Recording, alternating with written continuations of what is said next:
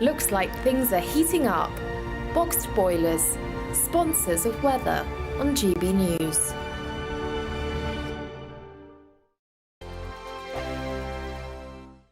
What you get for breakfast is something that, if we do our jobs right, you will wake up to news that you didn't know the night before. It's a conversation. It's not just me and Eamon. We want to get to know you, and we want you to get to know us. From 6, it's Breakfast with Eamon and Isabel. Monday to Thursdays on GB News, Britain's news channel. Have a great Saturday night with me, Leo Curse, on this Saturday Night Showdown.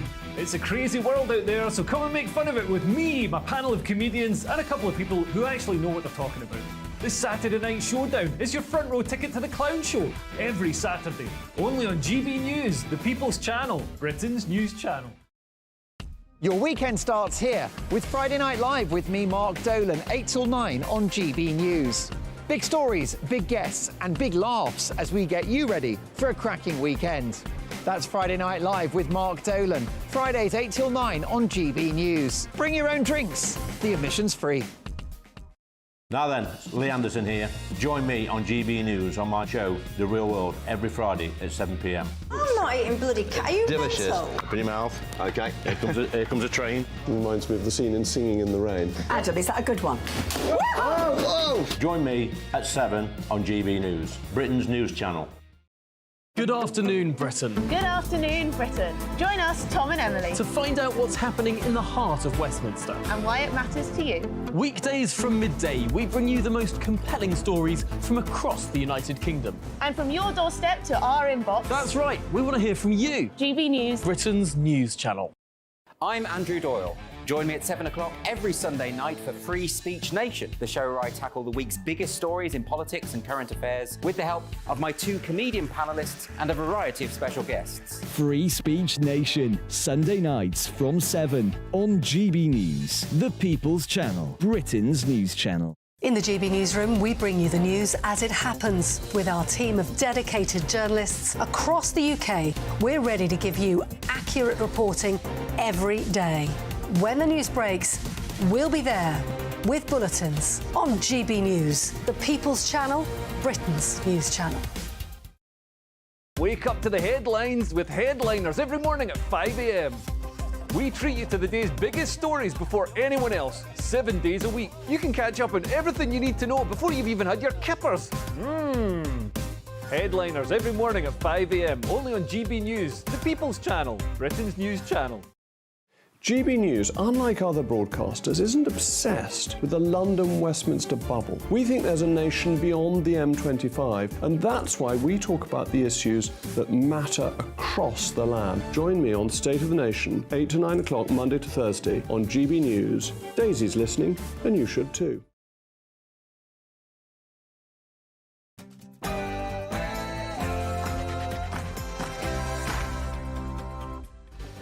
It's 9 o'clock on television, on radio and online in the United Kingdom and across the world. This is Mark Dolan tonight on GB News.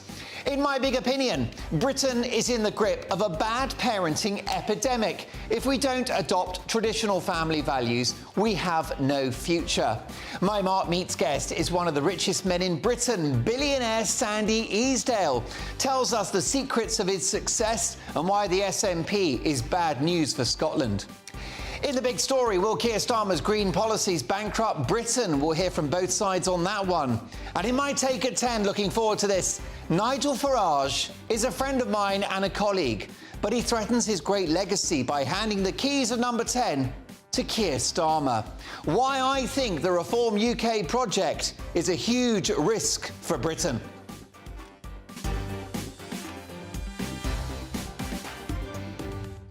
Two hours of big opinion, big debate and big entertainment. A special show tonight. Don't miss a second. First, the news headlines and Sam Francis.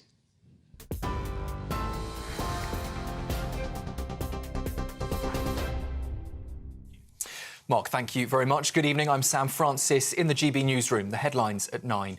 This week's planned tube strikes in London have been suspended. However, TfL is warning that there will still be disruption tomorrow because the walkouts were called off so late. Members of the RMT were due to strike in protest over a 5% pay offer, leaving hundreds of thousands of passengers facing severe travel disruption in the capital. However, the union says that the planned action will no longer go ahead after progress was made in discussions with TfL today. We're being warned that snow is on the way as an amber cold health alert has been issued for parts of England. The Met Office has also issued a yellow weather warning from 4 o'clock tomorrow morning. That means snow and ice is likely to affect roads and train services in parts of Greater London, Kent, Surrey, East Sussex and West Sussex. Meanwhile, more than 160 flood warnings remain in place across England and over 1,800 properties have been damaged by the floodwaters. After being criticised for not meeting with flood victims, the Prime Minister has today been speaking with some of the residents affected in Oxford. During his visit, he said the government's flood defences are working. There have been many people affected by what's happened over the past week, but also 49,000 homes have been protected from flooding as a result of that investment. And of homes have been protected because of those investments. But of course this is going to be devastating for those who are impacted, which is why there's financial support in place. But overall, the investment that's going into flood defences is at a very, very high level. Well, in other news, the Conservatives have apparently chosen the partner of disgraced former MP Peter Bone to replace him. According to the party chair, Richard Holden, Helen Harrison was selected as the new candidate for Wellingborough at a meeting of members this afternoon. A by-election is being held there after Mr Bone was found to have indecently exposed himself to a staff member and trapped them in the bathroom of a hotel room. He, though, has denied those allegations. Rishi Sunak has confirmed that the government is looking at exonerating post office staff caught up in the Horizon scandal. The Justice Secretary Alex Chalk is considering options to clear the names of branch managers who were convicted of false accounting, theft and fraud. More than 700 were given criminal convictions after faulty software made it look as though money was missing from their shops. Victims say it's like war to get compensation and that more pressure is needed to get the help they need. Well, it's the fifth day of the longest NHS strikes in history as junior doctors hold their ground over pay and conditions. Hospitals concerned with patient safety are pleading for an end to the industrial action, with several NHS trusts declaring critical incidents as a result of those walkouts. Talks between the government and the British Medical Association broke down last month, with the union claiming its members' pay had been cut by more than a quarter since 2008. And a firefighter from Lancashire has begun an attempt to break a Guinness World Record for the most weight lifted in just 24 hours. 42-year-old Glenn Bailey needs to lift more than 580,000 kilograms before tomorrow if he can beat the current record. He's hoping to lift 60 kilograms more than 12,000 times to reach that record and then hopefully break it. He decided to take on the challenge to raise money and awareness for the firefighters' charity, which provides health and well-being services. And good luck to him. This is GB News across the UK on TV, in your car, on digital radio and on your smart speaker. Just say play GB News. Now, though, it's back to Mark.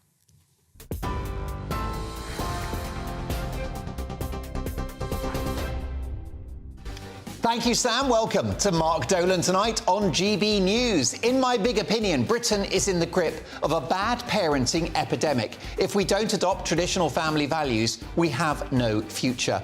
In the big story, will Keir Starmer's green policies bankrupt Britain? We'll hear from both sides on that one, and sparks will fly. My Mark Meets guest is one of the richest men in Britain. Billionaire Sandy Easdale tells us the secrets of his success and why the SNP is bad news for Scotland. In my Take at 10, looking forward to this, Nigel Farage is a friend and colleague, but he threatens his great legacy by handing the keys of number 10 to Keir Starmer. Why I think Reform UK is a huge risk for Britain. Also, as NHS patients are being asked to choose from 159 religions, 12 genders and 10 sexual preferences, has our health service finally lost the plot? I'll be asking tonight's newsmaker, politics legend Anne Widdecombe. And we've got tomorrow's front pages at 10:30 sharp with three top pundits who haven't been told what to say and who don't follow the script. Tonight, Annunziata Rees-Mogg, Neil Parish and Sajila Kershi. Tonight, I'll be asking the pundits, as the Met Police say they will not investigate serious allegations, is Prince Andrew above the law? We'll be speaking to the head of Royal Protection on that as well. Di Davis was in that job for several years and knows Andrew well. Plus, the most important part of the show, your emails. They come straight to my laptop, mark@gbnews.com. And this show has a golden rule. Do you know what that rule is? Well, if you're new to the show, let me tell you. We don't do boring, not on my watch. I just won't have it. So, a big 2 hours to come, and we start with My Big Opinion.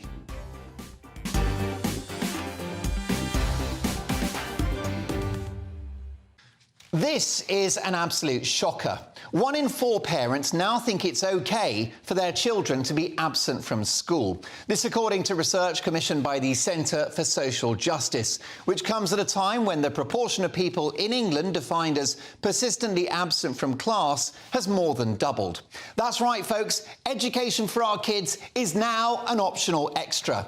And what do you expect after the disastrous and, in my view, wildly failed lockdowns in which we closed schools on and off for 2.5 years to stop a seasonal respiratory virus, and one which, I hasten to add, posed no mortal threat to children who were banished to the loneliness of their bedrooms and useless Zoom learning? Financially, I'm not sure we'll ever recover from these lockdowns, and it's clear that society is deeply damaged too. Most egregiously, young people who were sacrificed at the altar of safetyism. But it's more than a legacy of lockdown. Britain's society and its culture is fast dissolving, with traditional family values torched in the name of progressivism. There aren't enough parents out there now getting their kids up in the morning, getting them properly dressed, brushing their teeth and getting a decent breakfast into them. Thousands of children now go to school hungry. And whilst breakfast clubs are an important and valuable resource, like food banks, they represent a society which is failing. If you bring kids into the world, it's your job to feed, clothe, educate and nurture them. Poor old Bury North MP James Daly got dog's abuse for saying there are too many crap parents in this country who are responsible for struggling kids. Getting pelters for telling the truth. Welcome to the clown world of 2024. The pandemic sent out a message that the state can do everything for you. Keep you safe, put food on the table, pay your rent, and more or less wipe your arse. Well, that delightful experiment in health communism has all but bankrupted the country. Now, families come in all shapes and sizes these days, no problem. But whether it's 2 mums, 2 dads, single-parent households, the foundation of a successful society and a successful country is a strong family unit, with kids being taught right from wrong, taught compassion, hugged when they need a hug, and a harsh word or a firm punishment when that is required too. A bit of carrot and a bit of stick. Just like Sir Alex Ferguson in the Manchester United dressing room. No wonder he was considered a father figure to those players. Whatever happened to fathers? Where have they gone? We've got to start raising kids again. And is it too much to ask them to fulfil their legal duty to actually get them to bloody school? Post-pandemic, there's now the spectre of over 100,000 so-called ghost children, kids that stopped going to school during the pandemic and who never came back. Here's a sobering thought. Those kids have parents, or should I say, crap parents. It's not good enough. Britain is in the grip of a bad parenting epidemic. And if we don't bring our kids up properly, we have no future. Let me just give you one example of a school teacher in a local primary school reduced to tears when she opened the lunchbox of one of her young pupils. Inside the lunchbox was a Mars bar and a can of Red Bull. That was it. Somebody thought that was an appropriate lunch for a child. There are no words. So it's time for parents to parent again and for society to understand that family values have value.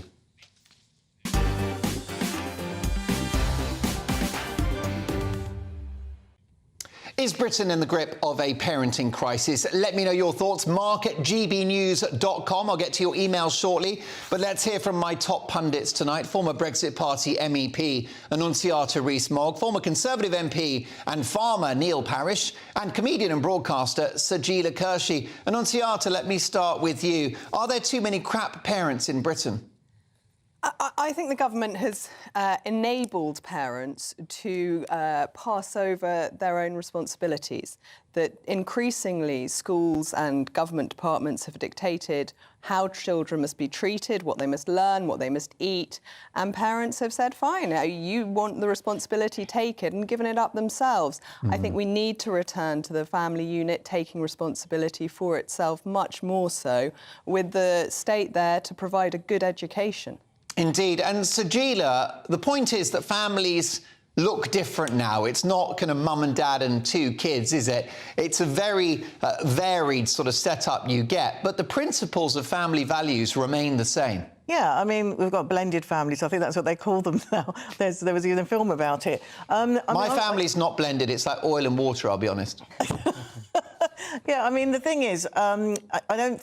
Like, crap parents can cross the whole divide. So it's not a class thing. It's not a you know a party thing.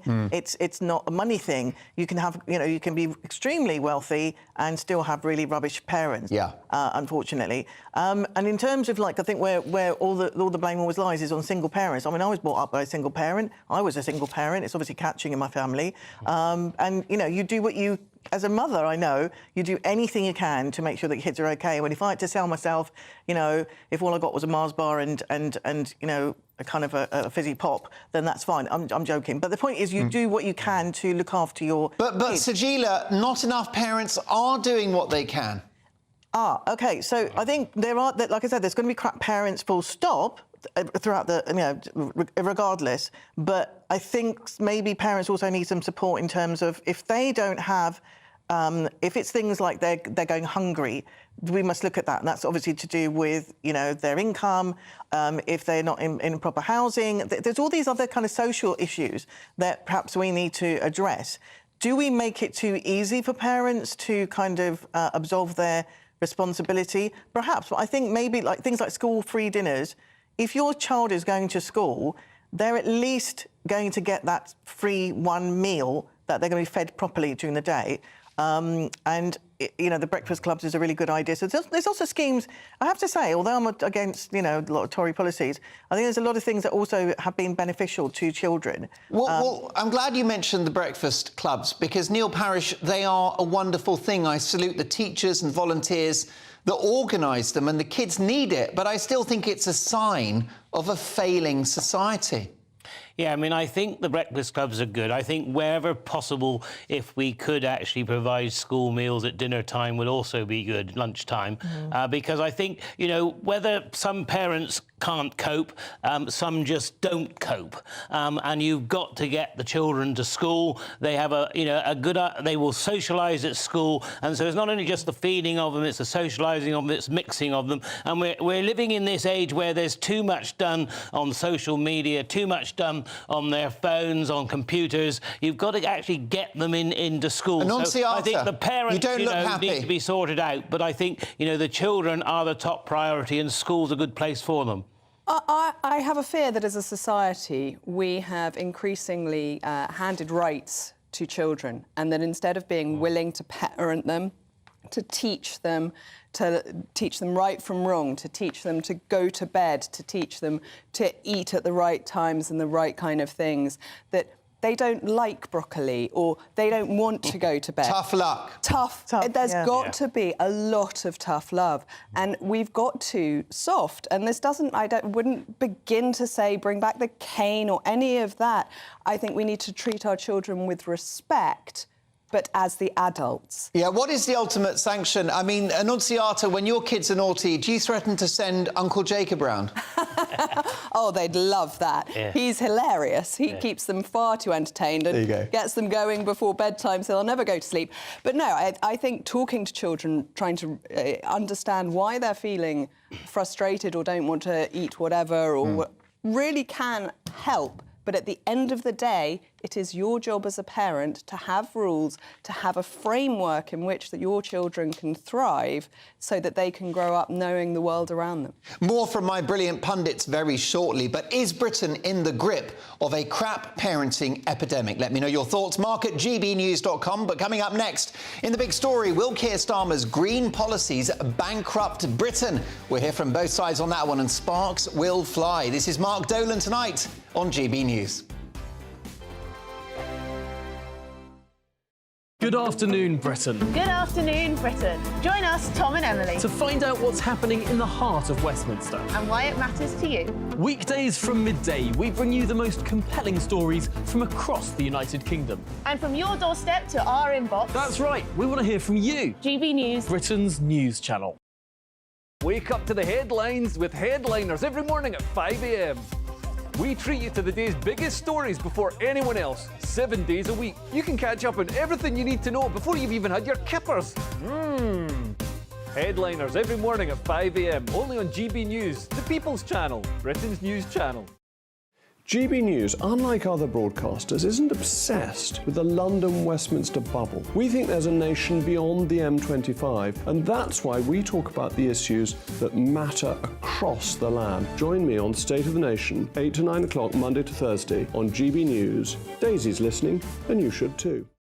In the GB Newsroom, we bring you the news as it happens. With our team of dedicated journalists across the UK, we're ready to give you accurate reporting every day. When the news breaks, we'll be there with bulletins on GB News, the People's Channel, Britain's news channel. Big news, big debates, big opinion. Patrick Christie's Tonight is the week's biggest show. Every weekday, 9 to 11 p.m, we've got the inside track on the day's top stories. There'll be sharp takes you won't get anywhere else. We will set the news agenda, not just follow it, and I want to bring you along for the ride. Whatever it is, we'll have our finger on the pulse. It's news, but it's this close to entertainment. Patrick Christie's Tonight, 9 to 11 p.m, only on GB News, the People's Channel, Britain's news channel. Your weekend starts here with Friday Night Live with me, Mark Dolan, 8 till 9 on GB News. Big stories, big guests and big laughs as we get you ready for a cracking weekend. That's Friday Night Live with Mark Dolan. Fridays 8 till 9 on GB News. Bring your own drinks. The admission's free. Tired of the usual focus-tested, pre-prepared Westminster runaround? Well, so am I. So you want higher taxes? Is your department to blame for this? Are you rethinking this policy? Every Sunday at 9:30, I'll be sitting down with those in power to get the truth about the issues affecting you. Let's be honest, we've known about the cost pressures of this project for years, not months. That's the Camilla Tominey Show, a politics show with personality. On GB News, the People's Channel, Britain's news channel. I'm Andrew Doyle. Join me at 7 o'clock every Sunday night for Free Speech Nation, the show where I tackle the week's biggest stories in politics and current affairs with the help of my two comedian panellists and a variety of special guests. Free Speech Nation, Sunday nights from 7 on GB News, the People's Channel, Britain's news channel. OK, well, look, a big reaction to my big opinion. I believe that Britain is in the grip of a bad parenting epidemic. 1 in 4 parents think it's OK for kids to be absent from school. Andrew says, hi, Mark, to many parents, they want their best friends rather than their children in the family. A lot of family environments are run by the kids. Margaret says children thrive when they have 2 parents who give them love and discipline. How about this from David? Hi, David. How are you? Thanks for your email. Who do your guests believe should pay for all of these children to have free school meals? Responsibility is a word many need to look up to find out what it actually means. Listen, how about this? Pauline, if a child arrives at school in a nappy, which, by the way, does happen, then Pauline says the parent should be called in to change the nappy as required. It is not the teacher's job. And last but not least, Richard says, Mark, it's a money thing. The source of the problem is the benefit system that's created a benefit lifestyle with zero work ethic. Why bother getting an education when you see your parents watching Netflix for a living? Well, Richard, I hope it's GB News rather than Netflix, but I get your point. Thank you so much for that. Keep those emails coming. mark@gbnews.com. It's time now for the big story. And following his first major speech of the year, Sir Keir Starmer has described Labour's policy of spending £28 billion a year on green energy projects as a confident ambition. However, the party has rowed back on its original pledge last year, saying it would ramp up to reach the figure after 2027 rather than hitting it in the first year of a Labour government. This comes amid concern around the viability of Starmer's idea of a state-owned energy company and his decision to refuse future oil and gas licences in the North Sea, potentially exposing Britain to higher energy costs. So, are Keir Starmer's green ambitions a step in the right direction, or do they risk bankrupting Britain? To debate this, let's talk to journalist Ross Clark and leader of the climate party, Ed Gemmell. Ross, let me start with you. We've already seen Keir Starmer row back on spending £28 billion a year from year one. Do you think it will ever happen? Well, we've got a deficit of over £100 billion this year. Spending is out of control. And the idea that you can simply sort of spend an extra £28 billion a year, no, I don't think that will happen. But I think you didn't mention that the biggest problematic, most problematic part of the Labour policy, environment policy, is to try to give us 100% clean energy by 2030. Not only is Labour going to achieve that, it's going to save us all £1,400 a year on our bills. Well, I mean, it's frankly, that is the most preposterous thing I've ever seen in a political prospectus. Look, here is the problem.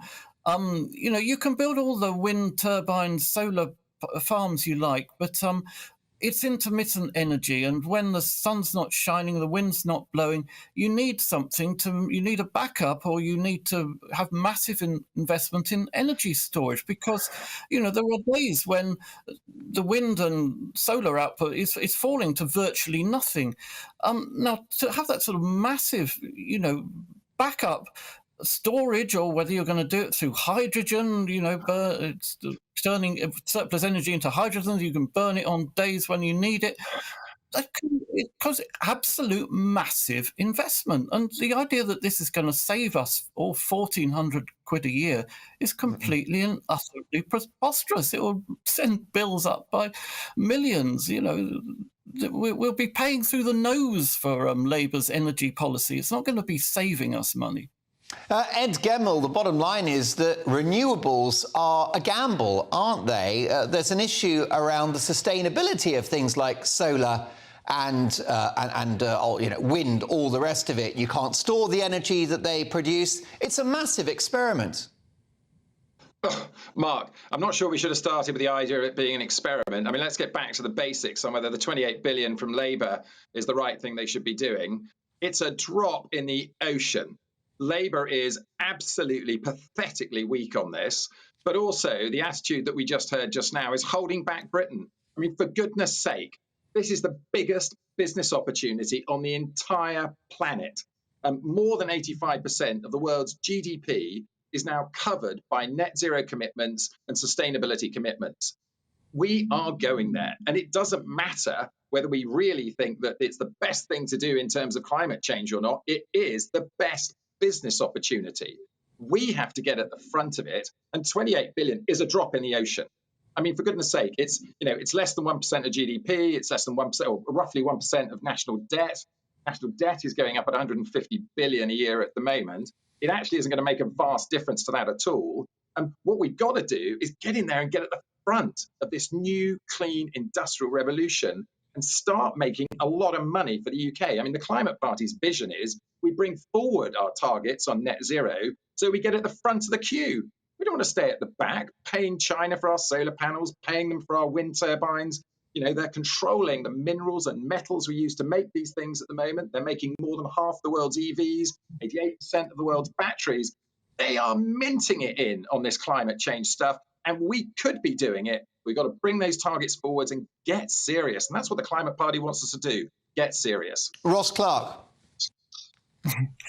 Well, I'm glad Ed admitted there that all the green jobs are going to China, because for years and years we've been told that this net zero promise would create this great economic boon in Britain, and we'd all have these, thousands and thousands of green jobs. Well, I say they're all being created in China. Why are they being created in China? Well, for one thing, they've got cheaper energy, more reliable energy than we have here. And that's not the only reason, but it is a factor. And but what has China done? It does not have a net zero commitment, not a legally binding one. It just has a vague aspiration to get to net zero by 2060, and one which Xi Jinping has made it absolutely clear that it will not be achieved if it puts some Chinese economic growth at risk. And that is where China is. They're investing in green energy. They're also investing in coal energy. They're investing in all sorts of energy because they want energy security, and that's what we're lacking here. We sort of, Labour's plan, particularly, this sort of zero carbon electricity by 2030. It's just a pie in the sky. Come on. How are you going to do it, Ed? You explain. This is utterly ridiculous. Okay, Ed Gemmell, one at a time. Ed, over to not too much hot air from the Climate Party, please. Ed, your thoughts on this? Let's start with the thing where we agree. All those jobs have been going to China, but they haven't just gone to China because of what we're doing on net zero. They've been going since the 1970s. I mean, look, back in the 1970s, 25 to 30% of our GDP was created through manufacturing and industrial jobs. We actually exported more goods than we imported. We have crashed that. Since 1983 now, we've actually been, having a deficit, a trade deficit. We've been running a trade deficit on what we've been exporting in terms of goods. And those jobs have gone to China and all of those other low-cost places. And we've allowed it to happen, and our industrial capacity is now under 10% of our GDP. This is a massive commercial and business opportunity. And at the moment, and it's something I think Ross says in some of his articles, China's building a coal-fired power station every week. Why are they doing that? So they can make the solar panels and the wind turbines and the cars and send them over to us, and we pay their prices. So let's get ahead. Let's get a national mission now, and let us get ahead and start selling it to them at our prices, because we make it here. And the only way we do that, accelerate what we're doing massively, and let's lead it. Briefly, Ed, what do we do when it's not windy enough for the turbines to spin? What do we do when it's not sunny enough for the solar panels to shine? And how do we store that energy when it does arrive? Right. The reason that we aren't able to do it at the moment is we took out our investments in tidal and wind, tidal and wave, and other things that Britain is completely able to do, and we stopped investing in it decades ago. We need to bring forward those targets on net zero and start investing in all of those other technologies that will provide us the cover for that intermittency. And briefly, Ed, if we do this, which will be expensive, it's going to cost a lot of taxpayers' borrowed billions, how much will it bring the world temperature down by? If Britain, which is responsible for 1% of emissions, what will that do to this climate change if Britain goes it alone whilst China, India and the United States burn fossil fuels for fun? Mark, I'm not sure it's the point. You're being an altruist. You're suggesting we're doing this for charity to make the world better. This is the biggest industrial opportunity, and China is making the money at the moment. But you haven't answered my question, Ed. If we go green, what does that do to the planet's temperature? Is that the point, Mark? I think that would be the point, yes, that we would suffer economic self-harm in order to save the planet. I'm not convinced that with our emissions of 1% carbon that we would save the planet by making a blind bit of difference. Right. There's no economic self-harm in leading the new industrial revolution. You are stuck with your head in the sand. It is coming. But there's a lot of money to be made. I hear you. We need to lead it. I hear you, and I'm no climate change denier, but you haven't answered my question. How much will the planet's temperatures come down if we go green? Well, because it's irrelevant, I'm actually refusing to answer it. Surely it's irrelevant. Surely it's the question. Is there. You are suggesting that we're doing it for altruism. We're doing it. We're saving the planet, aren't we? British people, to put money into our pockets, to have money to pay for the NHS, to police and our social services. We're not OK, doing Ed, it. look, fascinating. Last word to Ross, please, briefly, if you can, Ross.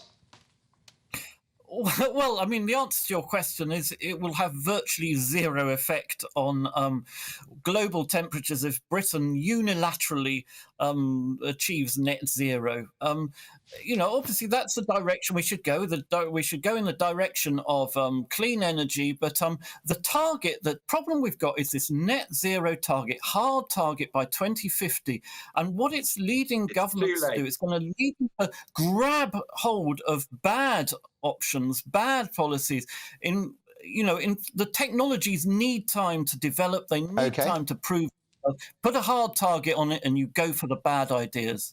Ed Gemmell, your first time on Mark Dolan tonight. What a treat to have you, and you spoke very well. Do join us again soon. That's the leader of the Climate Party, Ed Gemmell. Has he got a point? Is this an excellent opportunity for the British economy? My thanks also to Ross Clark, author of Not Zero. What a debate. Over to you, Mark at gbnews.com. But coming up with tonight's top pundits next, as the Met Police say they will not investigate very serious allegations, is Prince Andrew above the law?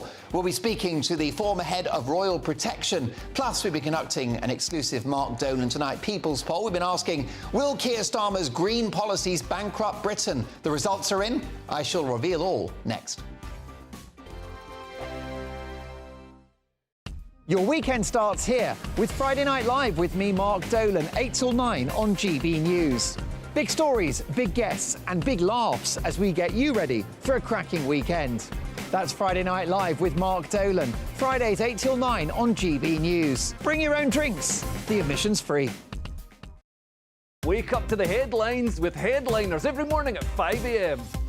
We treat you to the day's biggest stories before anyone else, 7 days a week. You can catch up on everything you need to know before you've even had your kippers. Headliners every morning at 5 a.m. only on GB News, the People's Channel, Britain's news channel. In the GB Newsroom, we bring you the news as it happens. With our team of dedicated journalists across the UK, we're ready to give you accurate reporting every day. When the news breaks, we'll be there with bulletins on GB News, the People's Channel, Britain's news channel. Big news, big debates, big opinion. Patrick Christie's Tonight is the week's biggest show. Every weekday, 9 to 11 p.m, we've got the inside track on the day's top stories. There'll be sharp takes you won't get anywhere else. We will set the news agenda, not just follow it, and I want to bring you along for the ride. Whatever it is, we'll have our finger on the pulse. It's news, but it's this close to entertainment. Patrick Christie's Tonight, 9 to 11 p.m, only on GB News, the People's Channel, Britain's news channel. Good afternoon, Britain. Good afternoon, Britain. Join us, Tom and Emily, To find out what's happening in the heart of Westminster. and why it matters to you. Weekdays from midday, we bring you the most compelling stories from across the United Kingdom. And from your doorstep to our inbox. That's right, we want to hear from you. GB News, Britain's news channel. GB News, unlike other broadcasters, isn't obsessed with the London-Westminster bubble. We think there's a nation beyond the M25, and that's why we talk about the issues that matter across the land. Join me on State of the Nation, 8 to 9 o'clock, Monday to Thursday, on GB News. Daisy's listening, and you should too. I'm Andrew Doyle. Join me at 7 o'clock every Sunday night for Free Speech Nation, the show where I tackle the week's biggest stories in politics and current affairs with the help of my two comedian panellists and a variety of special guests. Free Speech Nation, Sunday nights from 7 on GB News, the People's Channel, Britain's news channel. GB News is Britain's news channel, and now you can support it. All you have to do is scan that QR code that's up on your screen right now, or you can go to gbnews.com/support and become a GB News member. You'll have fantastic benefits. We're also going to organise special events where you as GB News members can meet the presenters, the on-screen faces. Scan the QR code or go to gbnews.com/support. Thank you so much.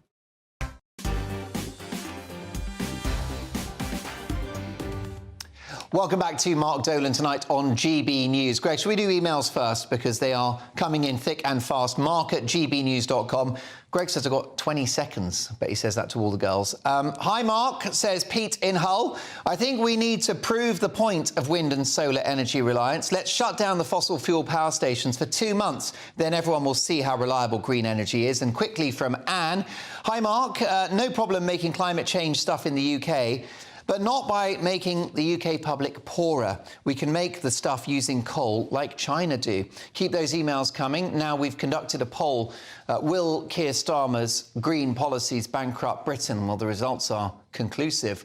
91.8% say yes, they would bankrupt the country. 8.23% say no. Let's get to royal news now. And the Met Police say that they will not investigate allegations against Prince Andrew, the Duke of York, in relation to his friendship with the late paedophile Jeffrey Epstein. In unsealed US court files, Andrew is accused of groping a woman at Epstein's house, which he has previously denied. The Met said it would assess new and relevant information should it be brought to their attention. But should the Met Police be acting more quickly? Let's get the views now of former head of Royal Protection, Di Davies. Di, great to have you back on the show. Should the police be investigating these serious allegations against Prince Andrew? Well, good evening and Happy New Year to you. It's nice to be back with you. Yes is the answer, because these allegations were put to them, as I understand, nearly 4 years ago, when the Met Police policy at that time was to believe victims. Now we have 2 or 3 separate allegations, and it's sad to say that no rationale has been given as to why there is no credible evidence. Now, if somebody in authority can demonstrate to me they've actually taken on some preliminary inquiries, because if it was you and I, and we were alleged to have done this, not once, not twice, but 3 times to young women, and let's not forget, trafficking women to have sex in this country or any other part of the world by a British citizen is a criminal offence. And I say again, if it was you and I suspect somebody would have been knocking on our doors. So that's my point. It may, if it's investigated properly, put once and for all the furore that's been going on every time new documents come out. And let's face it, there are a lot more documents, thousands to come out if the judge in America decides to release. Here we are again, 4 years on, and I was on with Emily 2 or 3 nights after this when I simply said, I think it's reasonable in all the circumstances that the Metropolitan Police investigate these allegations. Now, let's be clear, he is innocent of all criminal allegations until evidence proves one way or the other. And I think it's to his benefit if a proper structured investigation takes place once and for all. I also say and ask the question, why hasn't he and his solicitors and his lawyers actually, and the Home Office, actually cooperated with the FBI and the Attorney General's office in New York? These are questions which still remain unanswered. Requests, as I understand it, have been made to the UK, and we normally respond double quick to anything from America. For some reason, there's an absolute silence. That's my question. You're absolutely right. And, you have to worry about the smoking gun. That's not a euphemism. Prince Andrew is mentioned 69 times in 900 pages of court documents that dropped this week in the United States. Now, Di, you were the former head of Royal Protection. Did you get to know Prince Andrew? Did you develop a sense of what kind of guy he is?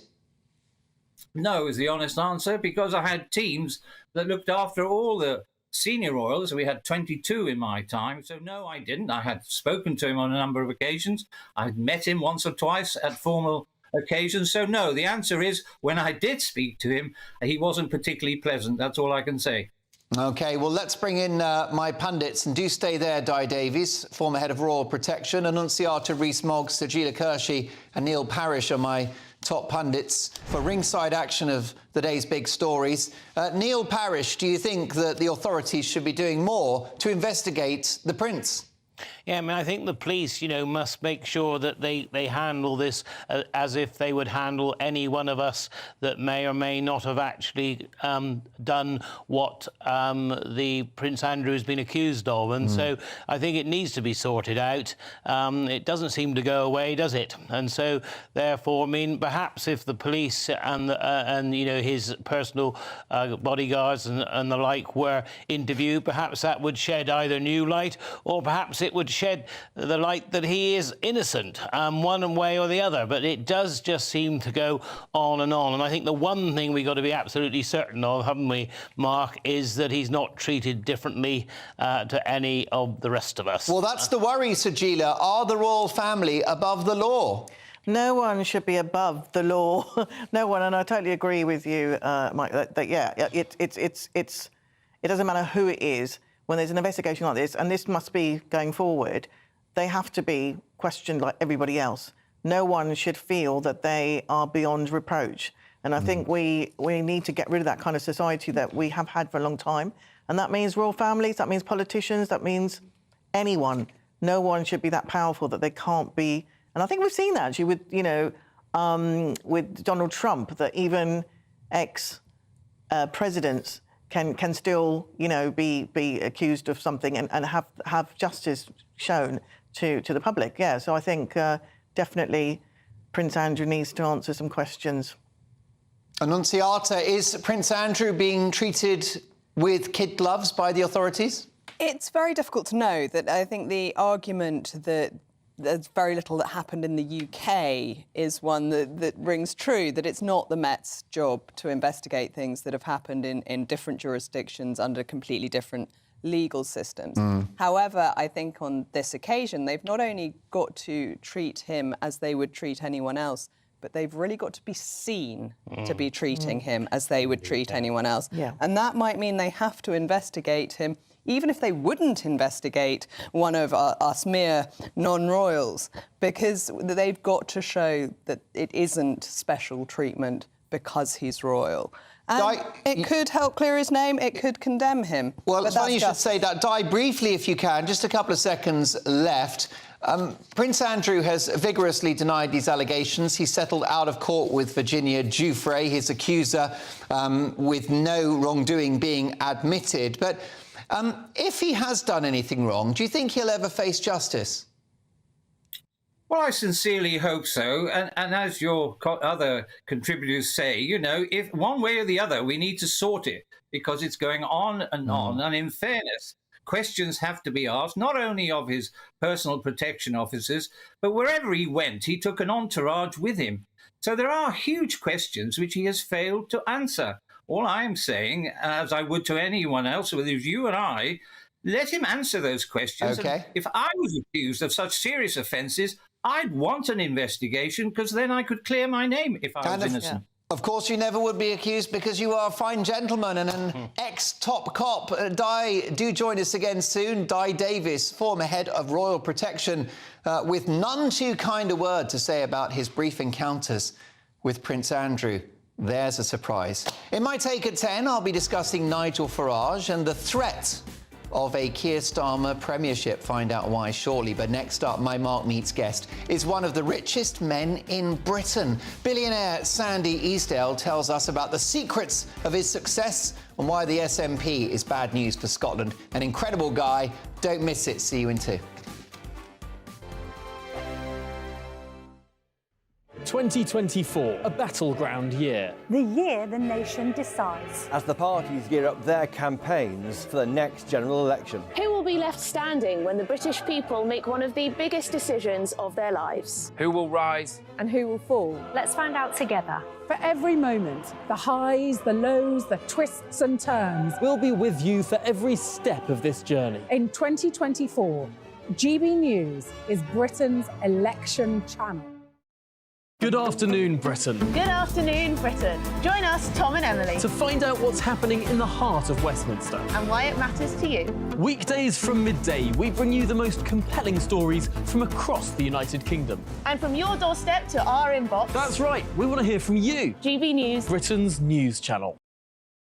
every Sunday from 11. Join Michael Portillo. There'll be topical discussion, looking at the week before and the week to come. So kick back and relax at 11 a.m. on Sundays on GB News with me, Michael Portillo. GB News, the People's Channel, Britain's news channel. Your weekend starts here with Friday Night Live with me, Mark Dolan, 8 till 9 on GB News. Big stories, big guests and big laughs as we get you ready for a cracking weekend. That's Friday Night Live with Mark Dolan. Fridays 8 till 9 on GB News. Bring your own drinks. The admission's free. Tired of the usual focus-tested, pre-prepared Westminster runaround? Well, so am I. So you want higher taxes? Is your department to blame for this? Are you rethinking this policy? Every Sunday at 9:30, I'll be sitting down with those in power to get the truth about the issues affecting you.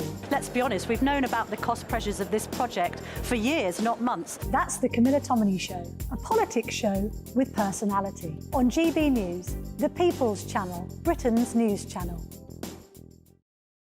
Join us every night on GB News at 11 p.m. for Headliners, which is 3 top comedians going through the next day's news stories, which is exactly what you need, because when the establishment has gone crazy, you need some craziness to make sense of it.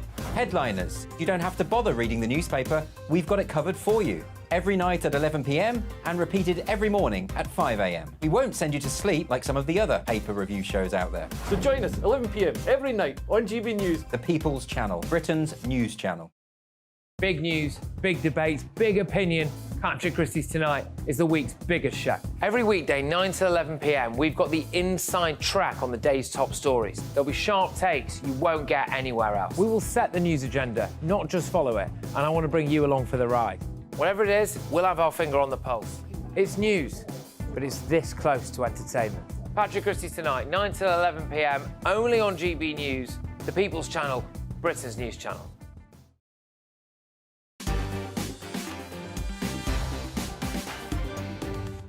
Busy hour coming up. In My Take at 10, Nigel Farage is a friend and colleague, but he threatens his great legacy by handing the keys of number 10 to Keir Starmer. Find out why in My Take at 10. But first, Mark Meets.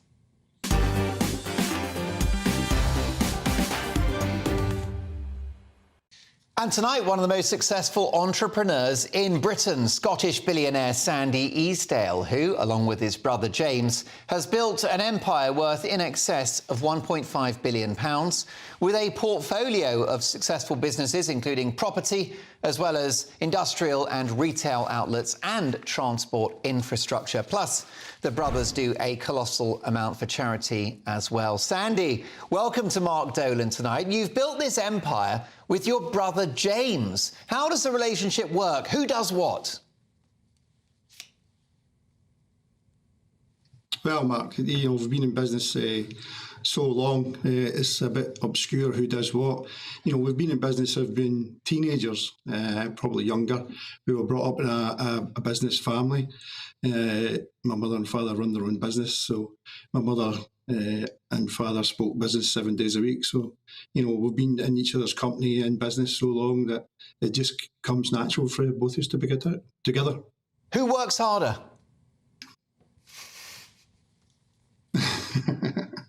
That's an awkward question when James is not here to answer. So I'll say it's me, but we work both as hard. We have different elements that we add to each section of the business.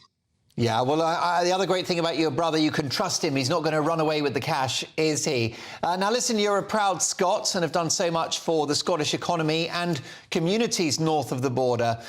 Tell me about the governing party, the SNP. Do they enjoy your confidence?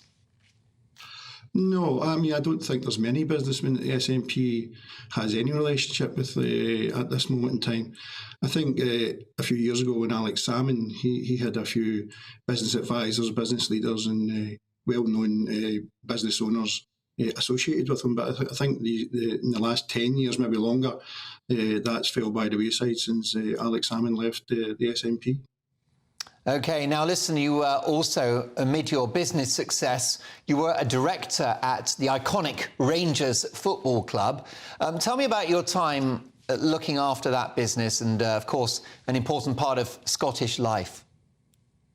Yeah, I mean, it's a part of Scottish history. You know, I probably have a different answer every time I'm asked this because I always remember something. You know, listen, it was exciting, it was challenging, but you know, it was an honour, and I still hold it as an honour, and I still cherish the moments that we were there. It was, as I said, very challenging, but we took it head on. Yeah, well, the ex-footballer Joey Barton played for Rangers for a while. I think he did quite well, didn't he? Do you have a view on his recent comments about ex-female pros not being pundits on men's football? Well, you know, I think if you're well versed in any subject, I don't think gender should really come into it. You know, and Joey's got his own opinions, but I think if it's business or football, if you are well enough versed to speak on the matter, I think that should be good enough in my book. Can we talk about your bus business? Because I think the Mayor of Greater Manchester, Andy Burnham, is looking to nationalise the bus infrastructure in Greater Manchester, bring it into sort of public hands. What's your view of that? Well, I wouldn't believe Andy's dogma that everything's shiny when he franchises it, because it's not. You know, if you look underneath the covers of the B network, it's actually not performing very well. But you know, I feel that I've built a business over 25 years, invested over £100 million in training people, buying equipment, infrastructure, and for the government to change their mind and tact and come along and basically, I'll have your business as a Putin-esque style government grab. Now, Sandy, I want to know what drives you, because you've made a few bob now, although you will have to split it with your brother, of course. You could be on a beach somewhere. Why aren't you? Well, I don't think I'm ready for that yet, Mark. It's not really me sitting on beaches. It's after a week or so, I think you would find it's quite boring. I know different people have got different aspirations in life, but it's not for me. You know, we're busier than ever. The last 10 years, myself and my brother have been busier than ever in business, and you know, we're in the city now, and we are actually launching companies on different marketplaces, and you know, we continue to do that, and we find that exciting at the moment. How did life start for you? Were you born with a silver spoon in your mouth, a big fat inheritance? No, not at all. I wish so. We did start. My mum and dad had their own business, and my mum was quite adverse in property, and that's where we got that from.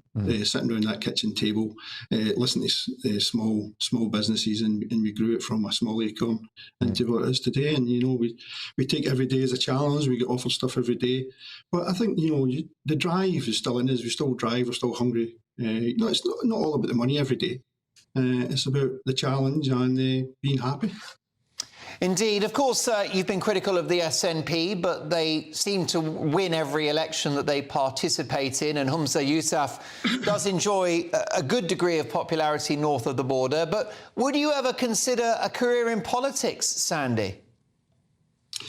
Well, you know, you never know. You never say never. I think, you know, between the football and business, I think I've had a good preparation ground for being involved in politics. In fact, I think my job every day in my own business with my managing directors and staff is being a politician and is being able to lead my people and deliver. The biggest things I find about most politicians, they don't know the value of money, and when the government is spending money, there seems to be no holds barred. And I think that all governments, including the SNP government, have got to condition themselves that you just can't spend money at all costs.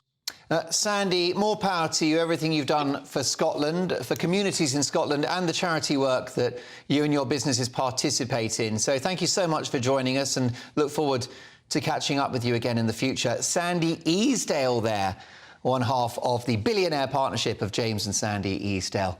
Tell you what, he's worked for it, but wouldn't that be nice looking at your bank statements in January and seeing the B word, billion, rather than minus several hundred. Coming up in the 10 o'clock hour, tomorrow's paper's hot off the press with live reaction from tonight's top pundits. And I'm looking forward to my take at 10. You and I need to debate this. We need a conversation. Nigel Farage is a good friend of mine and a brilliant colleague, but he threatens his great legacy by handing the keys of number 10 to Keir Starmer. I'll be pointing out why I think Reform UK as a project is a major risk for Britain. You won't want to miss it. That is my take at 10. Keep the emails coming. mark@gbnews.com. Your views are paramount. Busy hour to come. This is Mark Dolan tonight on GB News.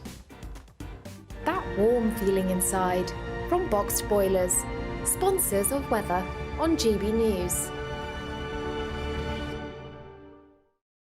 Hello, I'm Marco Petagna. Here's your latest weather update from the Met Office. We'll see plenty of fine weather across much of the UK in the days ahead. Some sunshine at times, but equally a few hazards to contend with. All of a fairly wintry flavour with cold air in place across the UK. High pressure is dominating, sitting towards the north and northeast of the UK at the moment. Fairly tightly packed isobars down towards the south, indicating quite a brisk breeze. And that's feeding some showers in across the north of England, southern parts of Scotland this evening, working their way west into the Irish Sea towards the east of Northern Ireland as we head into the early hours of Monday. Some showers also developing down towards the southeast by the morning on Monday, could give some icy stretches as we head into the early hours of Monday itself. Towards the north and west, a cold picture, frost and some fog forming. And then through the day on Monday, ice likely to be a problem towards the southeast for a time as wintry showers move in from the east, working their way westwards but turning more to rain as they move across southern counties of England through the rest of the day on Monday. Whereas towards the north and west, apart from the odd shower across Northern Ireland, there'll be plenty of fine weather in store, lots of sunshine but still quite chilly. Temperatures no better than the low to mid single figures in most places. Tuesday promises to be a much better day, more in the way of sunshine developing after a frosty, locally foggy start. A lot of dry weather around too, lots of sunshine, but again, those temperatures really will struggle. Again, no better than the low to mid single figures in most places. Highs of around about 5 Celsius, that's 41 in Fahrenheit. As for the rest of the week, we'll gradually see an increase in cloud from the north, so sunshine becoming more and more confined to southern areas. Looks like things are heating up. Boxed Boilers, sponsors of weather on GB News. What you get for breakfast is something that, if we do our jobs right, you will wake up to news that you didn't know the night before. It's a conversation. It's not just me and Eamon. We want to get to know you, and we want you to get to know us. From 6, it's Breakfast with Eamon and Isabel. Monday to Thursdays on GB News, Britain's news channel. Have a great Saturday night with me, Leo Curson, this Saturday Night Showdown. It's a crazy world out there, so come and make fun of it with me, my panel of comedians, and a couple of people who actually know what they're talking about. This Saturday Night Showdown is your front row ticket to the clown show, every Saturday, only on GB News, the People's Channel, Britain's news channel. Your weekend starts here with Friday Night Live with me, Mark Dolan, 8 till 9 on GB News. Big stories, big guests and big laughs as we get you ready for a cracking weekend. That's Friday Night Live with Mark Dolan. Fridays 8 till 9 on GB News. Bring your own drinks. The admission's free. Now then, Lee Anderson here. Join me on GB News on my show, The Real World, every Friday at 7 p.m. I'm not eating bloody cat. Are you Delicious. mental? Open your mouth. OK, here comes a train. Reminds me of the scene in Singing in the Rain. Adam, is that a good one? Whoa! Join me at 7 on GB News, Britain's news channel. Good afternoon, Britain. Good afternoon, Britain. Join us, Tom and Emily, To find out what's happening in the heart of Westminster. and why it matters to you.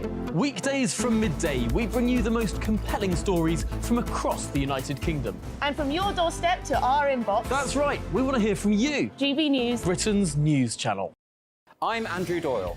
Join me at 7 o'clock every Sunday night for Free Speech Nation, the show where I tackle the week's biggest stories in politics and current affairs with the help of my 2 comedian panellists and a variety of special guests. Free Speech Nation, Sunday nights from 7 on GB News, the People's Channel, Britain's news channel. In the GB Newsroom, we bring you the news as it happens. With our team of dedicated journalists across the UK, we're ready to give you accurate reporting every day. When the news breaks, we'll be there with bulletins on GB News, the People's Channel, Britain's news channel. Wake up to the headlines with Headliners every morning at 5 a.m. We treat you to the day's biggest stories before anyone else, 7 days a week. You can catch up on everything you need to know before you've even had your kippers. Headliners every morning at 5 a.m. only on GB News, the People's Channel, Britain's news channel. GB News, unlike other broadcasters, isn't obsessed with the London-Westminster bubble. We think there's a nation beyond the M25, and that's why we talk about the issues that matter across the land. Join me on State of the Nation, 8 to 9 o'clock, Monday to Thursday, on GB News. Daisy's listening, and you should too.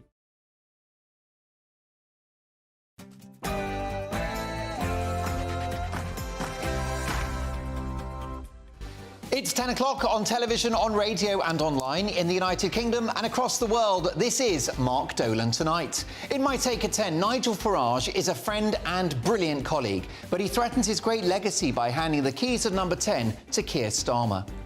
As NHS patients are being asked to choose from 159 religions, 12 genders and 10 sexual preferences, has our health service finally lost the plot? I'll be asking tonight's newsmaker, politics legend Anne Widdecombe.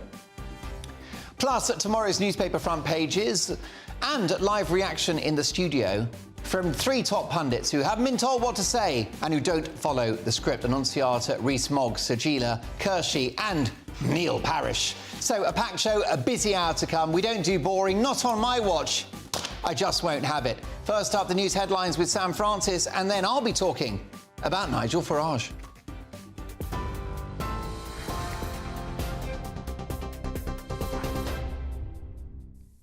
Mark, thanks very much. Good evening, I'm Sam Francis in the GB newsroom. The headlines at 10.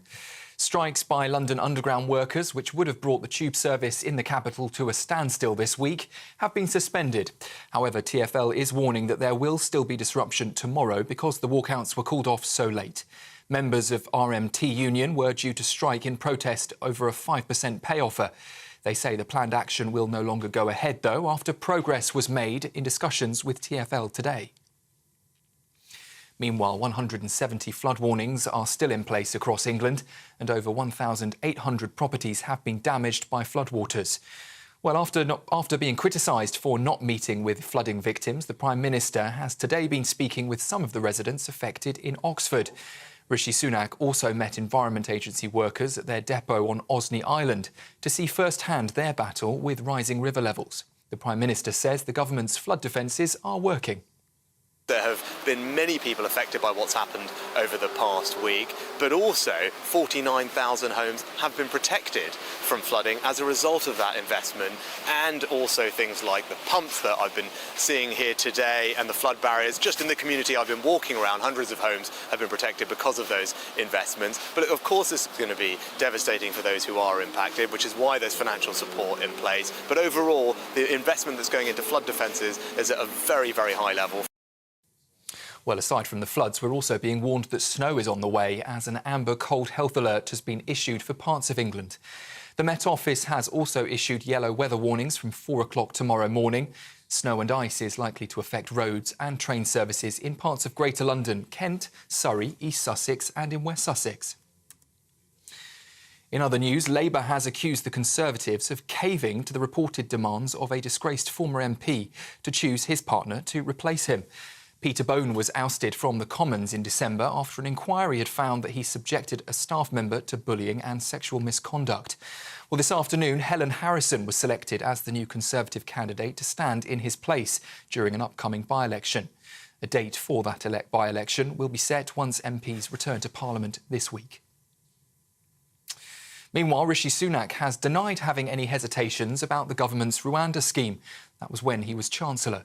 The BBC claims to have seen documents suggesting that he was sceptical about the plan, stating that the deterrent won't work.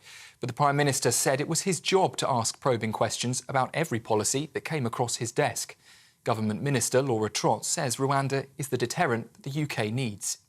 I am sure that he was asking a lot of questions about the policy, but look at his actions, look what he's done. You know, he's introduced the illegal migration bill into the House of Commons, the Rwanda bill, which will introduce Rwanda to this country and will mean that we overturn the issues that were raised by the Court of Appeal. It will mean that flights can take off to Rwanda, which we think is incredibly important because we know deterrence works. We've seen what happened with the Albania deal, where they do get returned to their country of origin.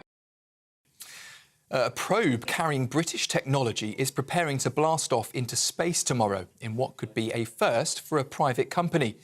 The US Peregrine Mission 1 will attempt to land on the lunar surface. It's set to be one of the first US moon landings since the final Apollo mission more than 50 years ago. On board will be a special sensor developed by scientists here in the UK, which will analyse the thin lunar atmosphere to find out how water is moving around the moon. And Londoners have joined commuters around the world deciding to strip down to their pants and head out onto the London Underground. Groups of travellers bared their legs for the annual No Trousers tube ride. Videos from the event showed people using ticket machines and escalators without their trousers, deciding to line the platforms as they showcased their underwear of, well, all different styles and colours. That looks strangely like Mark Dolan. That's the latest from the GB Newsroom. For more, we're on TV, digital radio and our website, gbnews.com.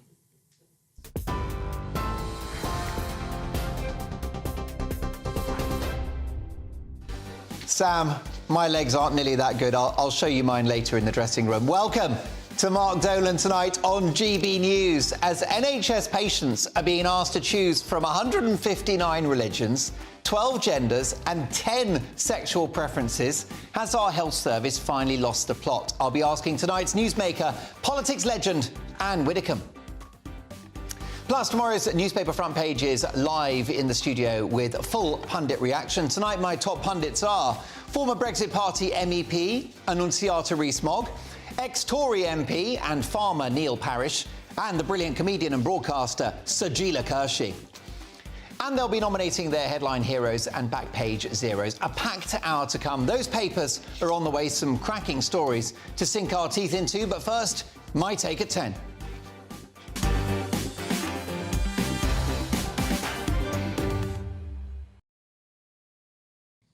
My friend and colleague Nigel Farage can do anything. He can deliver Brexit. He can spearhead the broadcasting revolution that is GB News.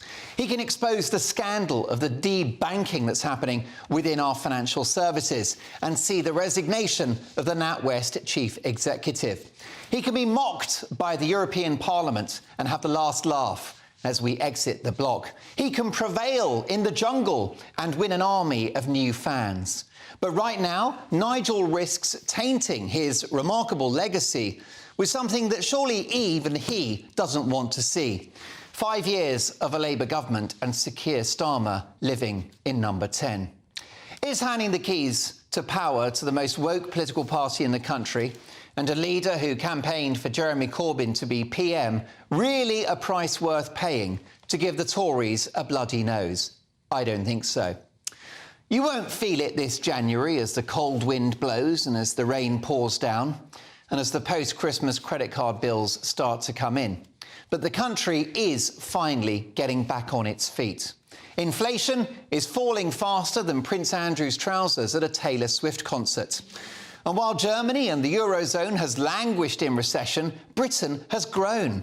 Unemployment remains low. The debt is coming down. Investment is up, up, up. Tata, Nissan, Toyota, Siemens, they all want to put money into Britain. With ongoing investment in green renewables, which have their place, and a sensible plan to drill for the oil and gas on our own shores so that we don't become customers of Vladimir Putin, it means that energy security is on the cards for the first time in a generation. Starmer's answer to all of this? No new oil and gas licences. Betting the house on green energy with a 1970s-style state-owned government enterprise because the private sector won't touch it with a barge pole. Remember those auctions for new wind farm licences? No takers.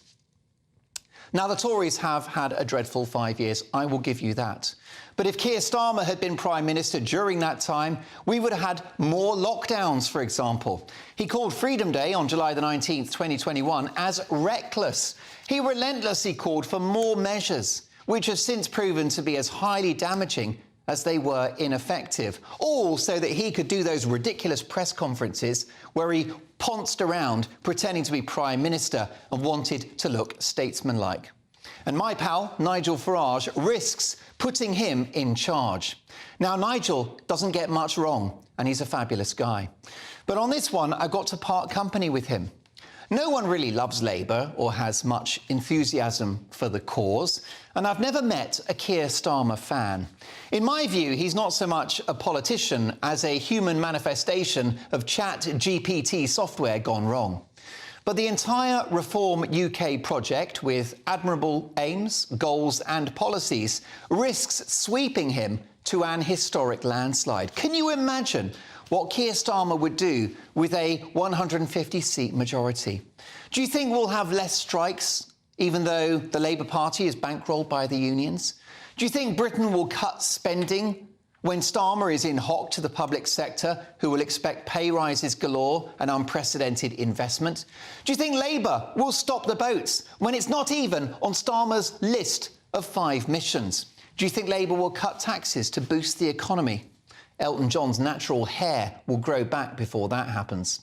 Do you think Labour will tackle the insidious cancer of extreme political correctness and wokery in our public institutions and corporations? Good luck with that, when Starmer jumps on every woke cause and can't even define what a woman is. The Tories are dreadful, a toxic brand, and deservedly so. But in our increasingly presidential system, Sunak is demonstrably the better CEO for the country than Starmer will ever be. And you've got to understand, it is a choice of Sunak versus Starmer. Which of those two is the lesser of two evils? Let's talk about Starmer, a former lawyer whose job it was in the past to take on any case, whether he believed in it or not, something that I think he's now doing in politics. I made the mistake of watching his first speech of the year this week, and let me just say it's lucky I wasn't operating heavy machinery at the time. And in terms of policy, it was thinner than Posh Spice on the keto diet. So Nigel Farage has an admirable legacy. He is a remarkable guy. But I think he risks damaging all of that and the country by saddling Britain with 5 years of Labour and 5 years of Starmer in number 10, which in my view is a step too Farage.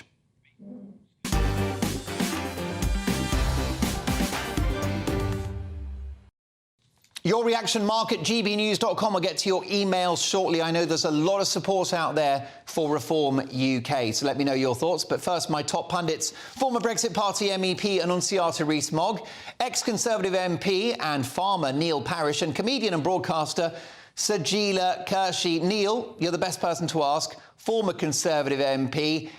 Reform UK are going to keep you guys out of power for at least the next 5 years.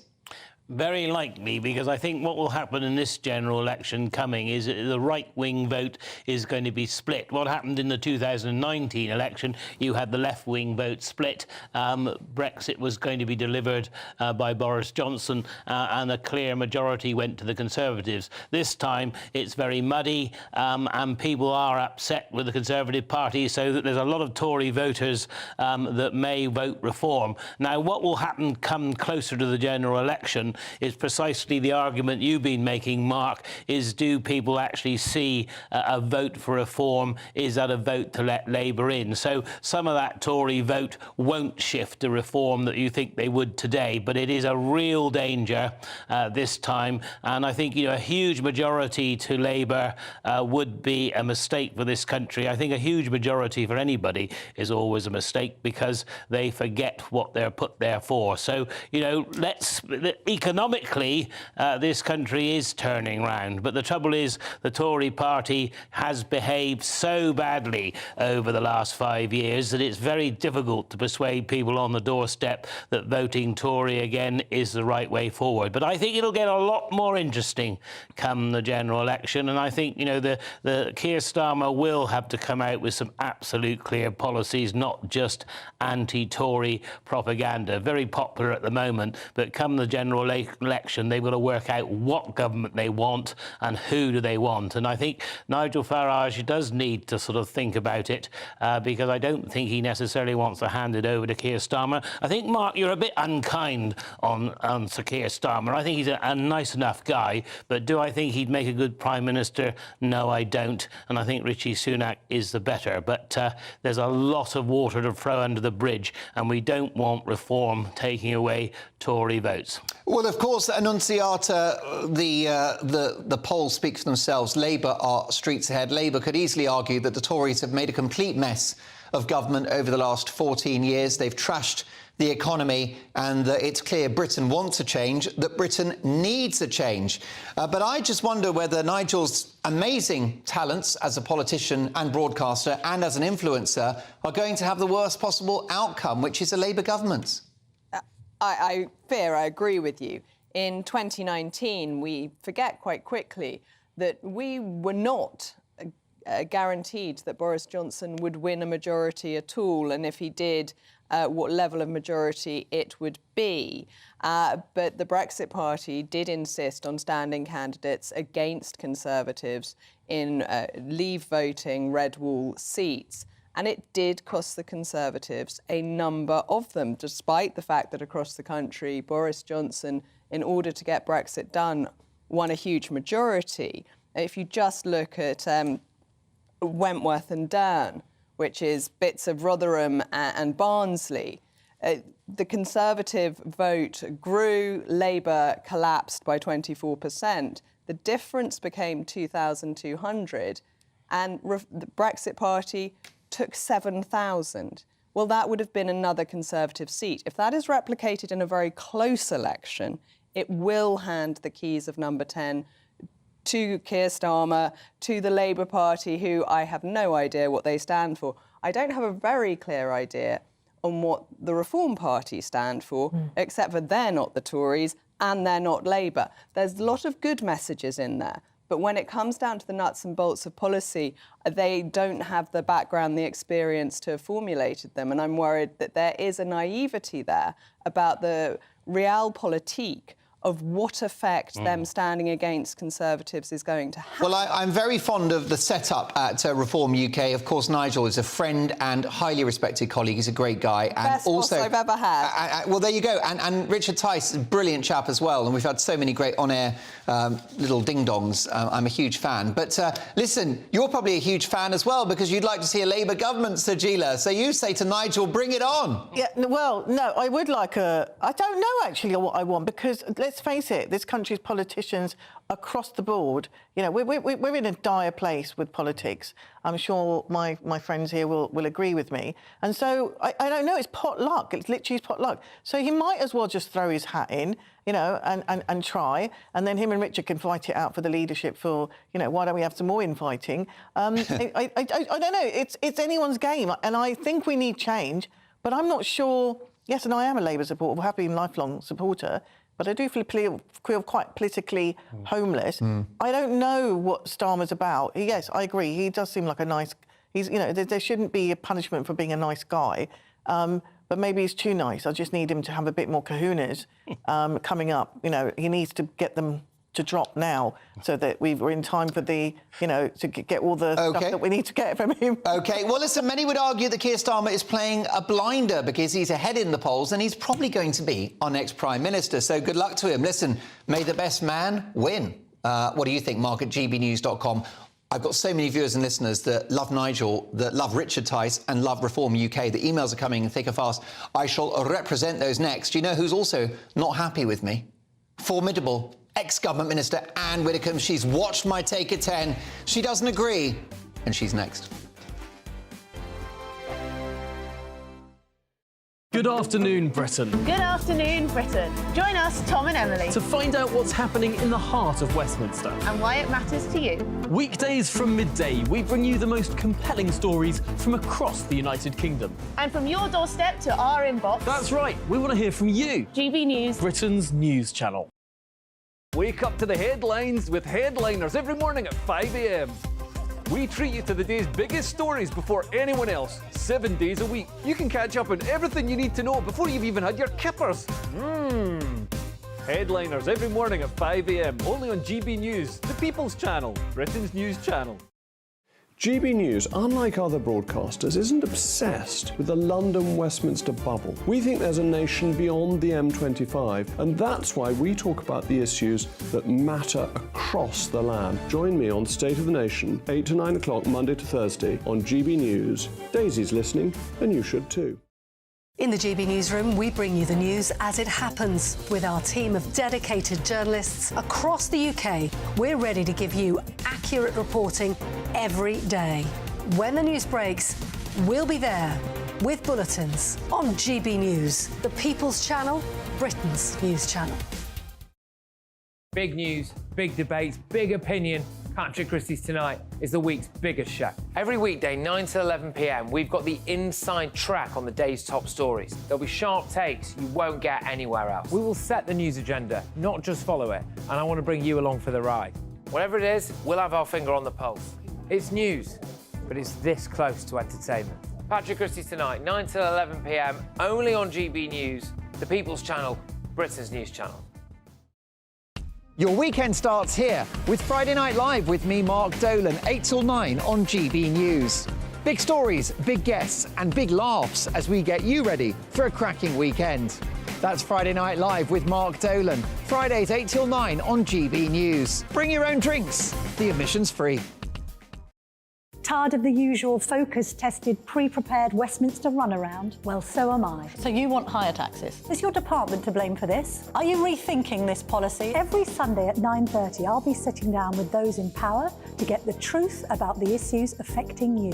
Let's be honest, we've known about the cost pressures of this project for years, not months. That's the Camilla Tominey Show, a politics show with personality. On GB News, the People's Channel, Britain's news channel. I'm Andrew Doyle. Join me at 7 o'clock every Sunday night for Free Speech Nation, the show where I tackle the week's biggest stories in politics and current affairs with the help of my two comedian panellists and a variety of special guests. Free Speech Nation, Sunday nights from 7 on GB News, the People's Channel, Britain's news channel.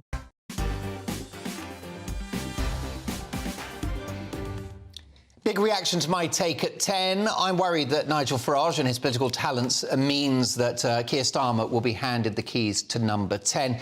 You're not happy with me? On email, I have run out of space on my laptop for all the emails. We are just inundated with a big response. Ian speaks for many.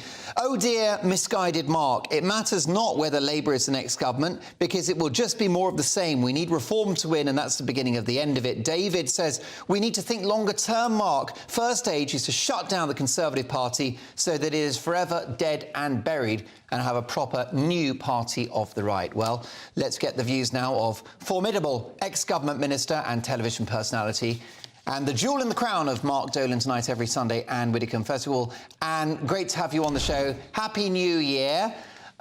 Your reaction to what I've had to say, we're going to have a Labour government. It's down to you, Nigel and Richard Tice. Yeah, we heard that argument before, didn't we? If I was disgusted by what you said, and I'm very sorry, Mark, but I was even more disgusted by what Annunciata Rees-Mogg said when she said, oh, we damaged the Conservatives last time. Dash it, we delivered Boris that majority last time, and look what we got. Record high taxes, record levels of crime, completely uncontrolled immigration against everything that they had promised, and there are no Tories. You know, you're worried about the Conservatives losing. Where are these Conservatives? I keep looking round to try and find them. And your email correspondent was absolutely right when he said, you know, it'll be more of the same. Whichever one wins, it's going to be more of the same. The time has come, Mark, it really has come, for a change in British politics. You will not get change unless you vote for it. That is the lesson. So, Anne, won't get change unless you vote. And is a Labour government a price worth paying for the destruction of the Conservative Party and the creation of a new, proper party of the right? Is that the strategy? Is that Nigel's plan? Is that your plan? Are you playing the long game and swallowing a Labour government in order to change Britain? Well, I don't think you've been listening terribly carefully, because what I said to you was that there is no Conservative government. These are not Conservatives. They're not putting into practice Conservative policies, and it will be very much the same. It may be a little bit worse with Labour. You know, taxes might go a bit higher, there might be a few more strikes, it might be a little bit worse. But what the Tories have given us over the last 5 years has not been what people voted for, and has not been conservatism. Now, you can't get change just by lamenting the present situation, which I've heard you do often enough. And would you like to see a changed Conservative Party, or would you like to see the back of it? The way you get a changed Conservative Party is for Reform to give it a really, really sore nose in this election. That's what will change the Conservative Party. And how would that manifest? The Tories would need to be eviscerated in November of next year, perhaps, which is highly likely. And at that point, they are forced to engage with other voices on the right, like Nigel Farage, like Richard Tice, and like you. What would actually happen is they'd split. Some would engage with voices on the left, but others will indeed engage with voices on the right, and that will make them for a very bright new future, I think. But it's going to be more of the same forevermore unless people vote for change. You know, when people complain that there's no difference between the parties, I say, why are you voting for either of them? So, Anne, you are accepting the price to be paid politically, which is Keir Starmer as Prime Minister for 5 years, a Labour government for 5 years. You will accept, because we know that Reform UK are not going to form a majority at the next election, you will accept a Labour government, the consequence of your strategy. You're going to put Keir Starmer in number 10. You must admit that. As I've said already, we've got a Socialist Party in number 10. These are not Conservatives. You've got pale pink Socialists and you've got red Socialists, and that's all you've got. Now, that to me is not a proper choice. My choice is Reform because it is genuinely common sense, proportionality, anti-woke, low taxes on the side of the people.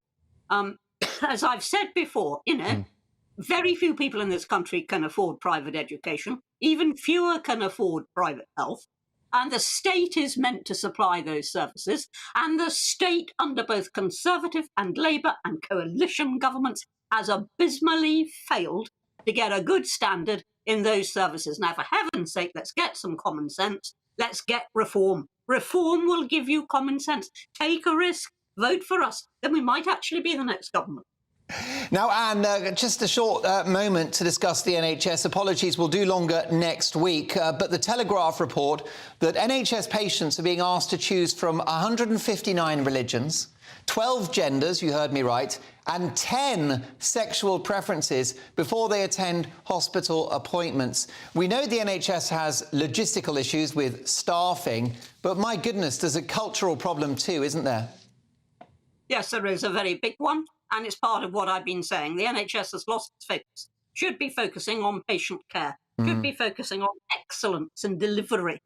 Instead of which it's focusing on this woke nonsense, which Reform will sweep away. You know, within the first 100 days of our being in Parliament, we'll sweep it away. Indeed. Anne, you won't believe this. I'd like to make you chuckle on a Sunday night. People navigating the health service website are being asked if they are a goddess, a Satanist or a Druid. Which of those three are you? I'm very pleased to say I'm absolutely none of them. I'm a very boring Roman Catholic who would like the last rites be should I die in hospital, but I'll try and avoid the necessity. Well, Anne, that will be a long time from now, and nothing wrong with a boring old Roman Catholic. My mother would salute you. Anne, Happy New Year to you. I can't wait for so many adventures in 2024. That is the ex-government minister and television personality, Anne Widdecombe. Coming up next, we've got tomorrow's papers, plus our exclusive Mark Dolan Tonight People's Poll. Has the NHS finally lost the plot? The results are in. I shall reveal all next, plus my pundits, plus the papers. Don't go anywhere. Your weekend starts here with Friday Night Live with me, Mark Dolan, 8 till 9 on GB News. Big stories, big guests and big laughs as we get you ready for a cracking weekend. That's Friday Night Live with Mark Dolan. Fridays 8 till 9 on GB News. Bring your own drinks. The admission's free. Wake up to the headlines with Headliners every morning at 5 a.m. We treat you to the day's biggest stories before anyone else, 7 days a week. You can catch up on everything you need to know before you've even had your kippers. Headliners every morning at 5 a.m. only on GB News, the People's Channel, Britain's news channel. In the GB Newsroom, we bring you the news as it happens. With our team of dedicated journalists across the UK, we're ready to give you accurate reporting every day. When the news breaks, we'll be there. with bulletins on GB News, the People's Channel, Britain's news channel. Big news, big debates, big opinion. Patrick Christie's Tonight is the week's biggest show. Every weekday, 9 to 11 p.m, we've got the inside track on the day's top stories. There'll be sharp takes you won't get anywhere else. We will set the news agenda, not just follow it, and I want to bring you along for the ride. Whatever it is, we'll have our finger on the pulse. It's news, but it's this close to entertainment. Patrick Christie's Tonight, 9 to 11 p.m, only on GB News, the People's Channel, Britain's news channel. Good afternoon, Britain. Good afternoon, Britain. Join us, Tom and Emily, To find out what's happening in the heart of Westminster. and why it matters to you. Weekdays from midday, we bring you the most compelling stories from across the United Kingdom. And from your doorstep to our inbox. That's right, we want to hear from you. GB News, Britain's news channel.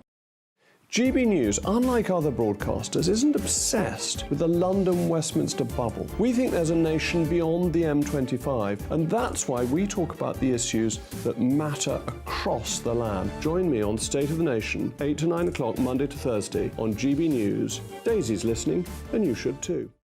I'm Andrew Doyle.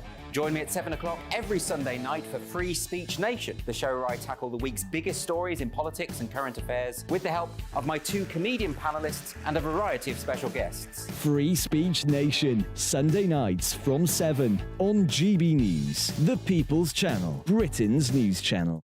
GB News is Britain's news channel, and now you can support it. All you have to do is scan that QR code that's up on your screen right now, or you can go to gbnews.com/support and become a GB News member. You'll have fantastic benefits. We're also going to organise special events where you as GB News members can meet the presenters, the on-screen faces. Scan the QR code or go to gbnews.com/support. Thank you so much.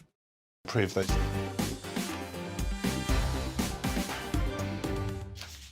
Welcome back to the show. We'll get to your emails shortly, but we've been conducting an exclusive Mark Dolan Tonight People's Poll. We've been asking you, as NHS patients have been asked to choose from 159 religions, 12 genders and 10 sexual preferences.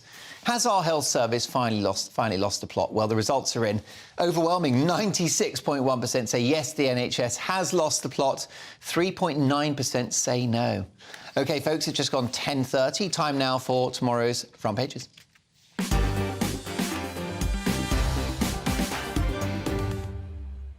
Harry, let's start, shall we, with the Daily Express. Esther's plea to the nation: sign petition for patients like me.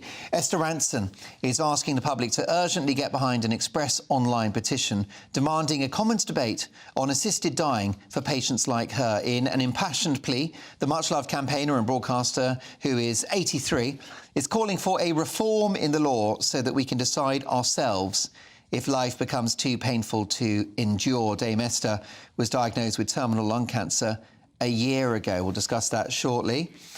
Daily Mail now. Time to deliver on post office payouts. As fury grows over compensation delay, the Prime Minister hints that all victims of this fiasco will be exonerated. The Eye, ministers are urged to act as flood risk lingers for thousands.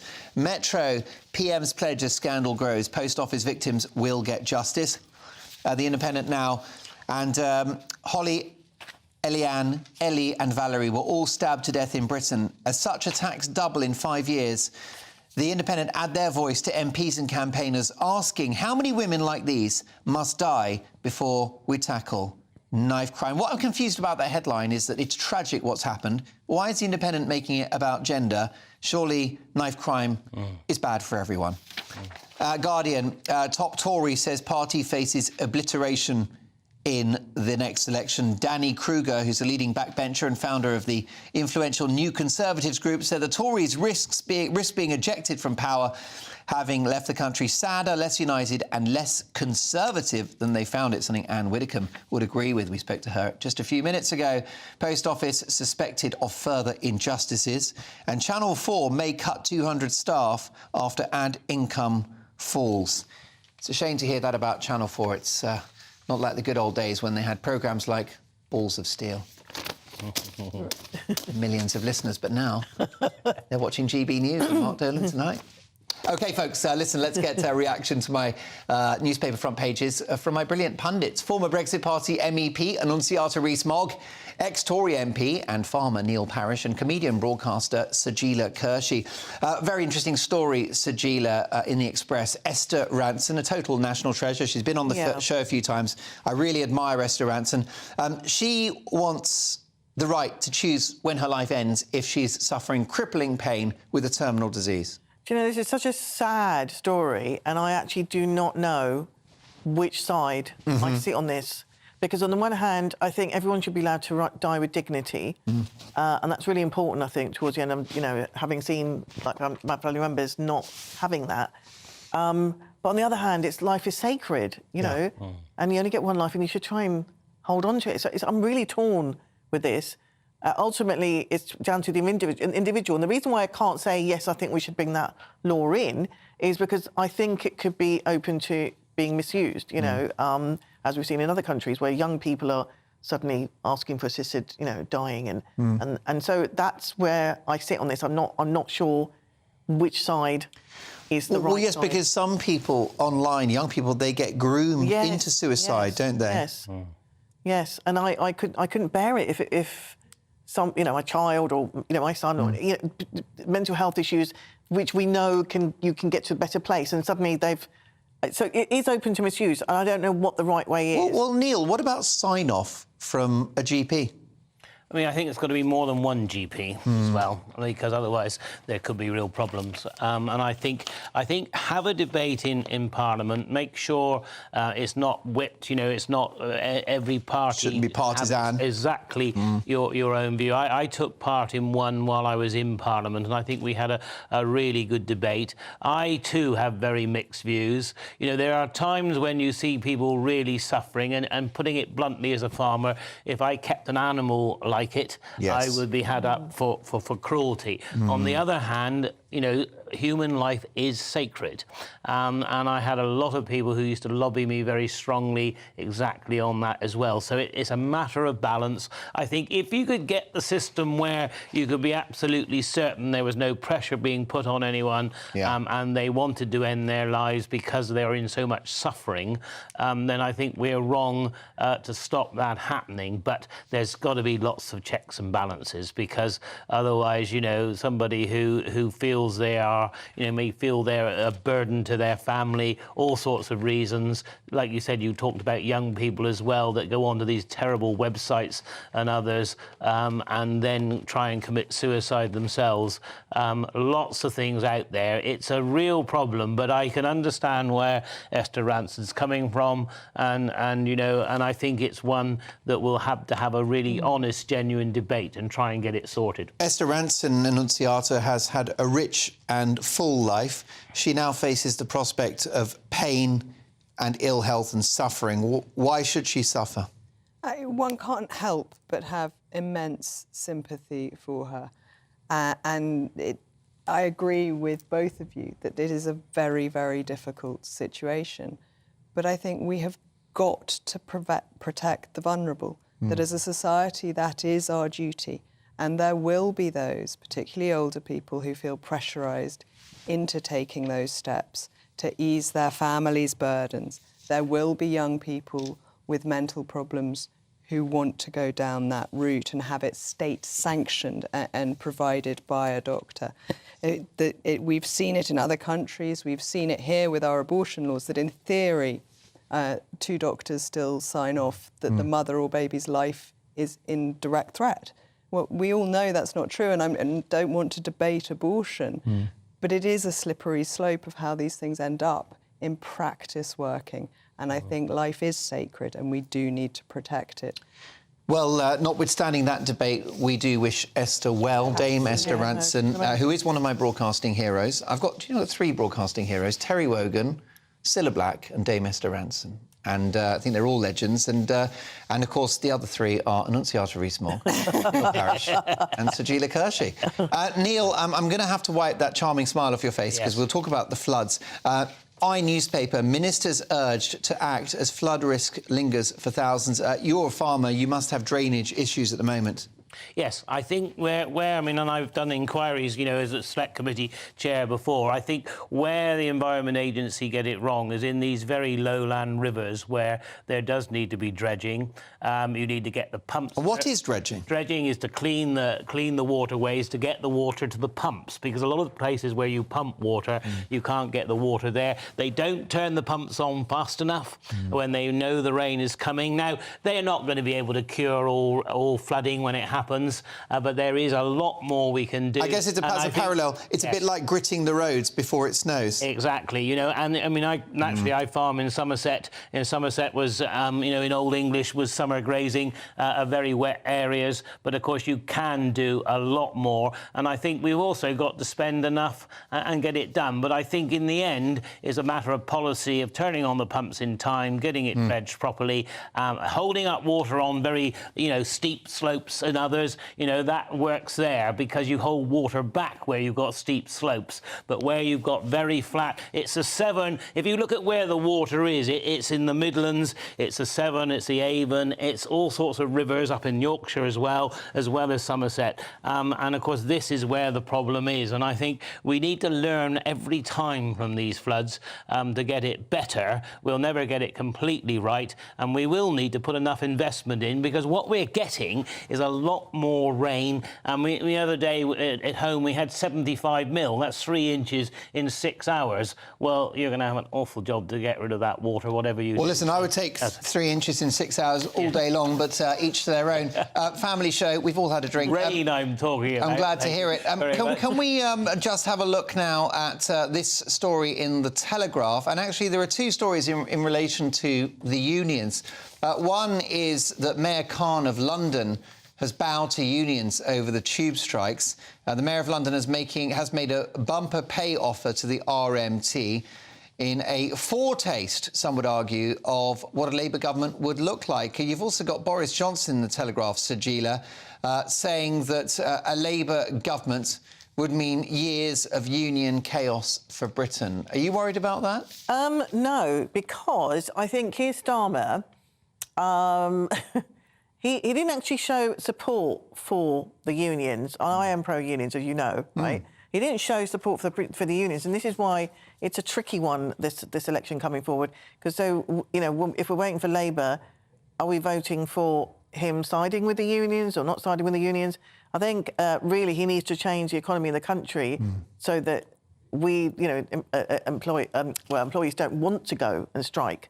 And that's really, that's going to be the task for any government going forward, is making sure that people are happy in their jobs and they're getting paid what they deserve. There you go. Neil, bring on union power. Yeah, but in the end, you see how many Labour MPs are sponsored by the unions, and the bigger the majority Labour may get at the next general election. Neil, apologies, we've lost your microphone. We shall reboot you. Don't worry, you've not been censored. Right, but I'll let you pick up the baton.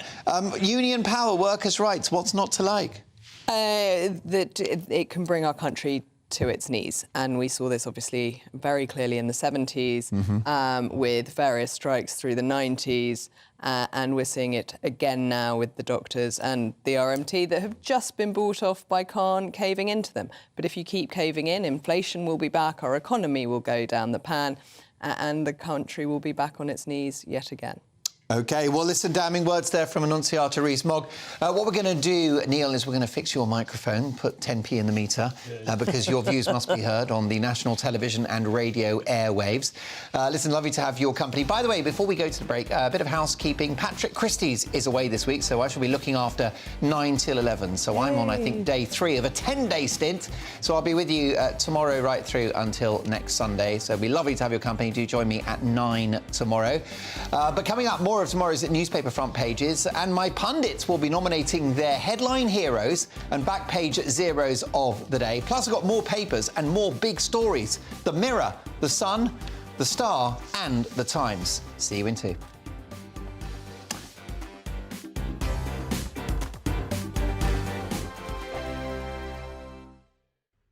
2024, a battleground year. The year the nation decides. As the parties gear up their campaigns for the next general election. Who will be left standing when the British people make one of the biggest decisions of their lives? Who will rise? And who will fall? Let's find out together. For every moment, the highs, the lows, the twists and turns. We'll be with you for every step of this journey. In 2024, GB News is Britain's election channel.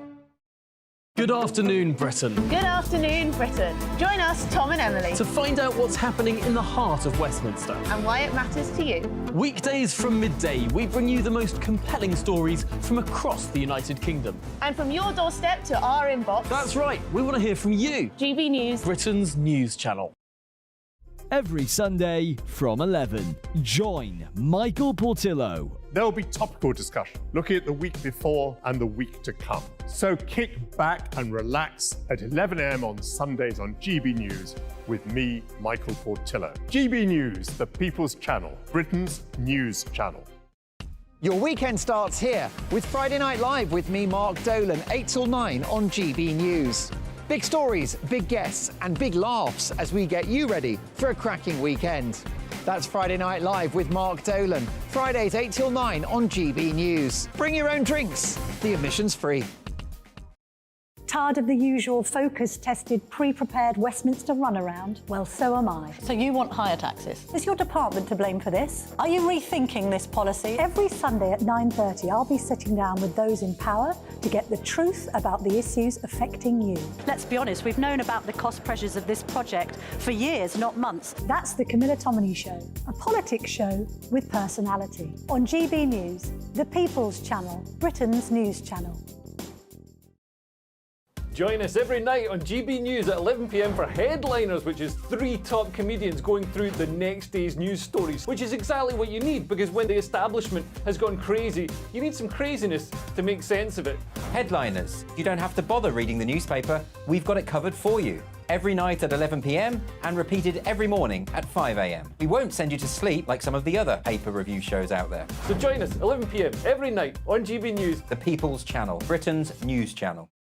Big news, big debates, big opinion. Patrick Christie's Tonight is the week's biggest show. Every weekday, 9 to 11 p.m, we've got the inside track on the day's top stories. There'll be sharp takes you won't get anywhere else. We will set the news agenda, not just follow it, and I want to bring you along for the ride. Whatever it is, we'll have our finger on the pulse. It's news, but it's this close to entertainment. Patrick Christie's Tonight, 9 to 11 p.m, only on GB News, the People's Channel, Britain's news channel.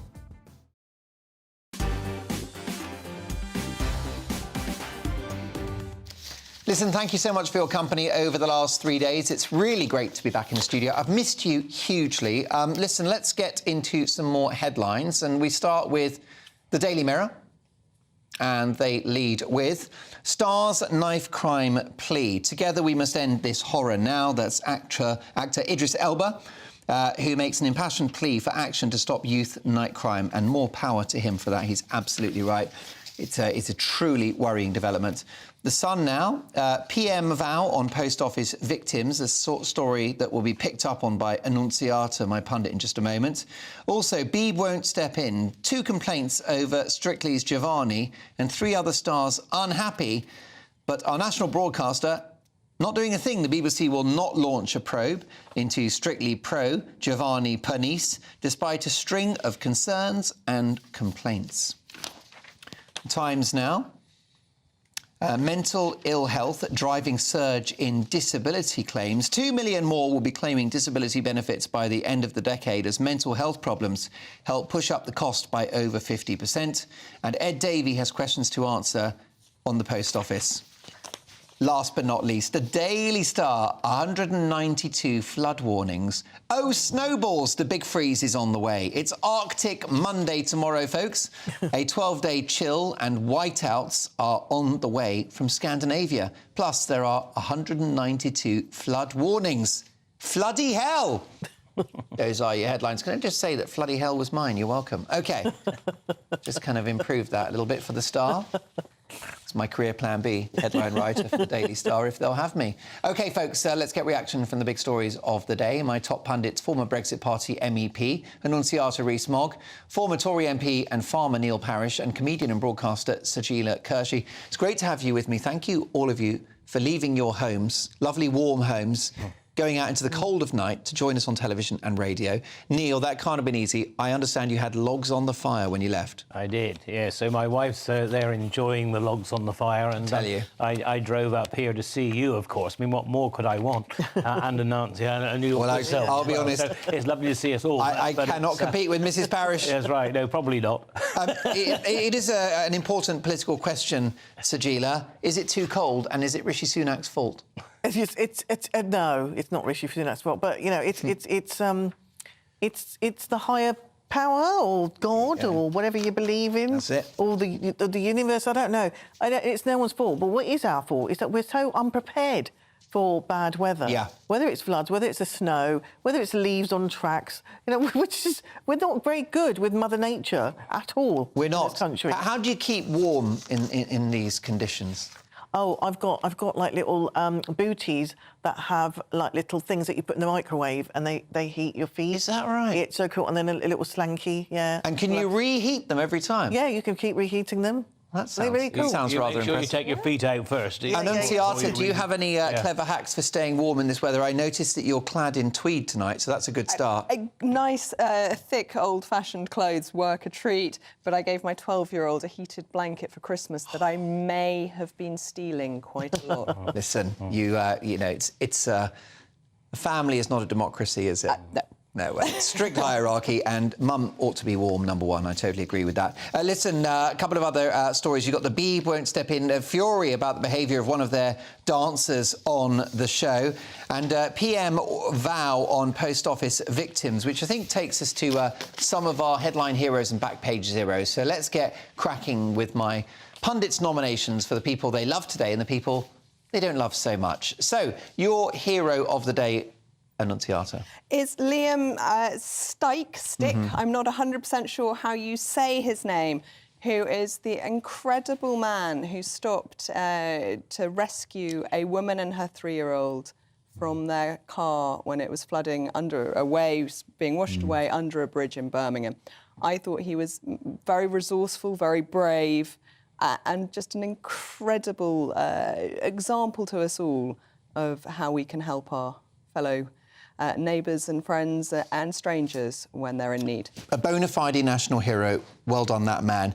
Neil Parish, your headline hero. My headline hero are the postmasters and mistresses who have been wrongly accused of fraud by the post office. They looked after those post offices, they looked after the pensioners, they were really hugely part of the community, and they were lied to by the post office because they were told they were the only one when there were hundreds with the Horizon system, and I just think it's cruel, and I think, you know, it's just wicked what happened, and it needs to be sorted, and my heart goes out to those people. I mean, you've run an honest business all your life and worked really hard, and you get put in prison for it. When the post office was bearing down on this, the police very often look at the lifestyle of the individuals. I mean, they could see with these people that they were not pocketing the money, they were not having a lavish lifestyle. For goodness sake, you know, what went on, it was just criminal. Well, we'll come to the political response with Annunziata in a moment, but in America, if this happened, the compensation for these people would be running into the tens of millions, if not more. And instant as well. You know, I mean, there's so many that haven't been compensated. And who has been held to account for it? Nobody. Most definitely. Nobody at all. Sajila, your headline hero. So mine is half a hero. And it's a surprising one from me as a lefty. It's Rishi Sunak. And the reason is because, obviously, much has been made of him when he was a Chancellor, him poo-pooing the Rwanda scheme, and he criticised it because he said it was expensive, which it has been. And actually no one's even travelled yet, and it's already been really costing us a lot. And that it wasn't going to act as a deterrent, which it isn't. And he was kind of really citing what the public, a lot of public, was thinking. He's half a hero because he didn't follow it through when he became PM, And now he's sort of like, oh, you know, maybe we should... And in fact, what I've realised is that there are no heroes in politics today. So where are the heroes? Until you're in number 10. Annunciata, you're back page 0, I think I can guess. It is Ed Davey, that he is ducking all responsibility. Now, during the coalition government, he was business secretary, is that right? No, that was Vince Cable. Yeah, indeed, he was the... But he was in the cabinet. He was Minister for Employment and Postal Affairs. Oh, right, was part of his so the brief. minister. Mr. Bates wrote directly to him, appealing for help, explaining that already over 100 criminal investigations were going on into postmasters. Now, I mean, perhaps Ed Davey has never been in a community with a post office, but they are quite possibly the most upstanding, community-minded support system 100%. in villages and towns up and down this country. And the idea that suddenly, overnight, 100 of them, which grew to many hundreds, 700 or more, were criminals, would strike anyone as so unlikely they should have at least questioned it. And he's just passing the buck. He's got a... Well said. Couple of seconds for only a name, please, your 0 of the day. Well, just the chief executive of the post office. Well done. Who should have been held to account. Heads must roll. And Lord Walney for trying to get rid of our right to protest by charging the protesters to police the events. Well, can I thank my brilliant pundits tonight and you for your company. Loved every second. I'm back tomorrow at 9 o'clock, so do join me then. And let me tell you, the brilliant headliners are next. That warm feeling inside from Boxed Boilers, sponsors of weather on GB News. Hello, I'm Marco Pitagna. Here's your latest weather update from the Met Office. We'll see plenty of fine weather across much of the UK in the days ahead. Some sunshine at times, but equally a few hazards to contend with. All of a fairly wintry flavour with cold air in place across the UK. High pressure is dominating, sitting towards the north and northeast of the UK at the moment. Fairly tightly packed isobars down towards the south, indicating quite a brisk breeze. And that's feeding some showers in across the north of England, southern parts of Scotland this evening, working their way west into the Irish Sea towards the east of Northern Ireland as we head into the early hours of Monday. Some showers also developing down towards the southeast by the morning on Monday, could give some icy stretches as we head into the early hours of Monday itself. Towards the north and west, a cold picture, frost and some fog forming. And then through the day on Monday, ice likely to be a problem towards the southeast for a time as wintry showers move in from the east, working their way westwards but turning more to rain as they move across southern counties of England through the rest of the day on Monday. Whereas towards the north and west, apart from the odd shower across Northern Ireland, there'll be plenty of fine weather in store, lots of sunshine but still quite chilly. Temperatures no better than the low to mid single figures in most places. Tuesday promises to be a much better day, more in the way of sunshine developing after a frosty, locally foggy start. A lot of dry weather around too, lots of sunshine, but again, those temperatures really will struggle. Again, no better than the low to mid single figures in most places. Highs of around about 5 Celsius, that's 41 in Fahrenheit. As for the rest of the week, well, we'll gradually see an increase in cloud from the north, so sunshine becoming more and more confined to southern areas. Looks like things are heating up. Boxed Boilers, sponsors of weather on GB News.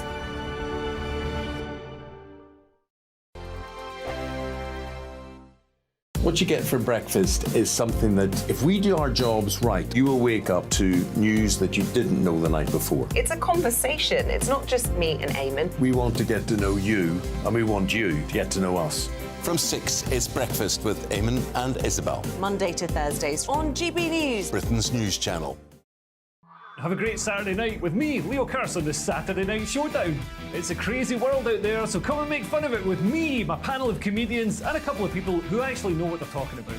This Saturday Night Showdown is your front row ticket to the clown show every Saturday, only on GB News, the People's Channel, Britain's news channel. Your weekend starts here with Friday Night Live with me, Mark Dolan, 8 till 9 on GB News. Big stories, big guests and big laughs as we get you ready for a cracking weekend. That's Friday Night Live.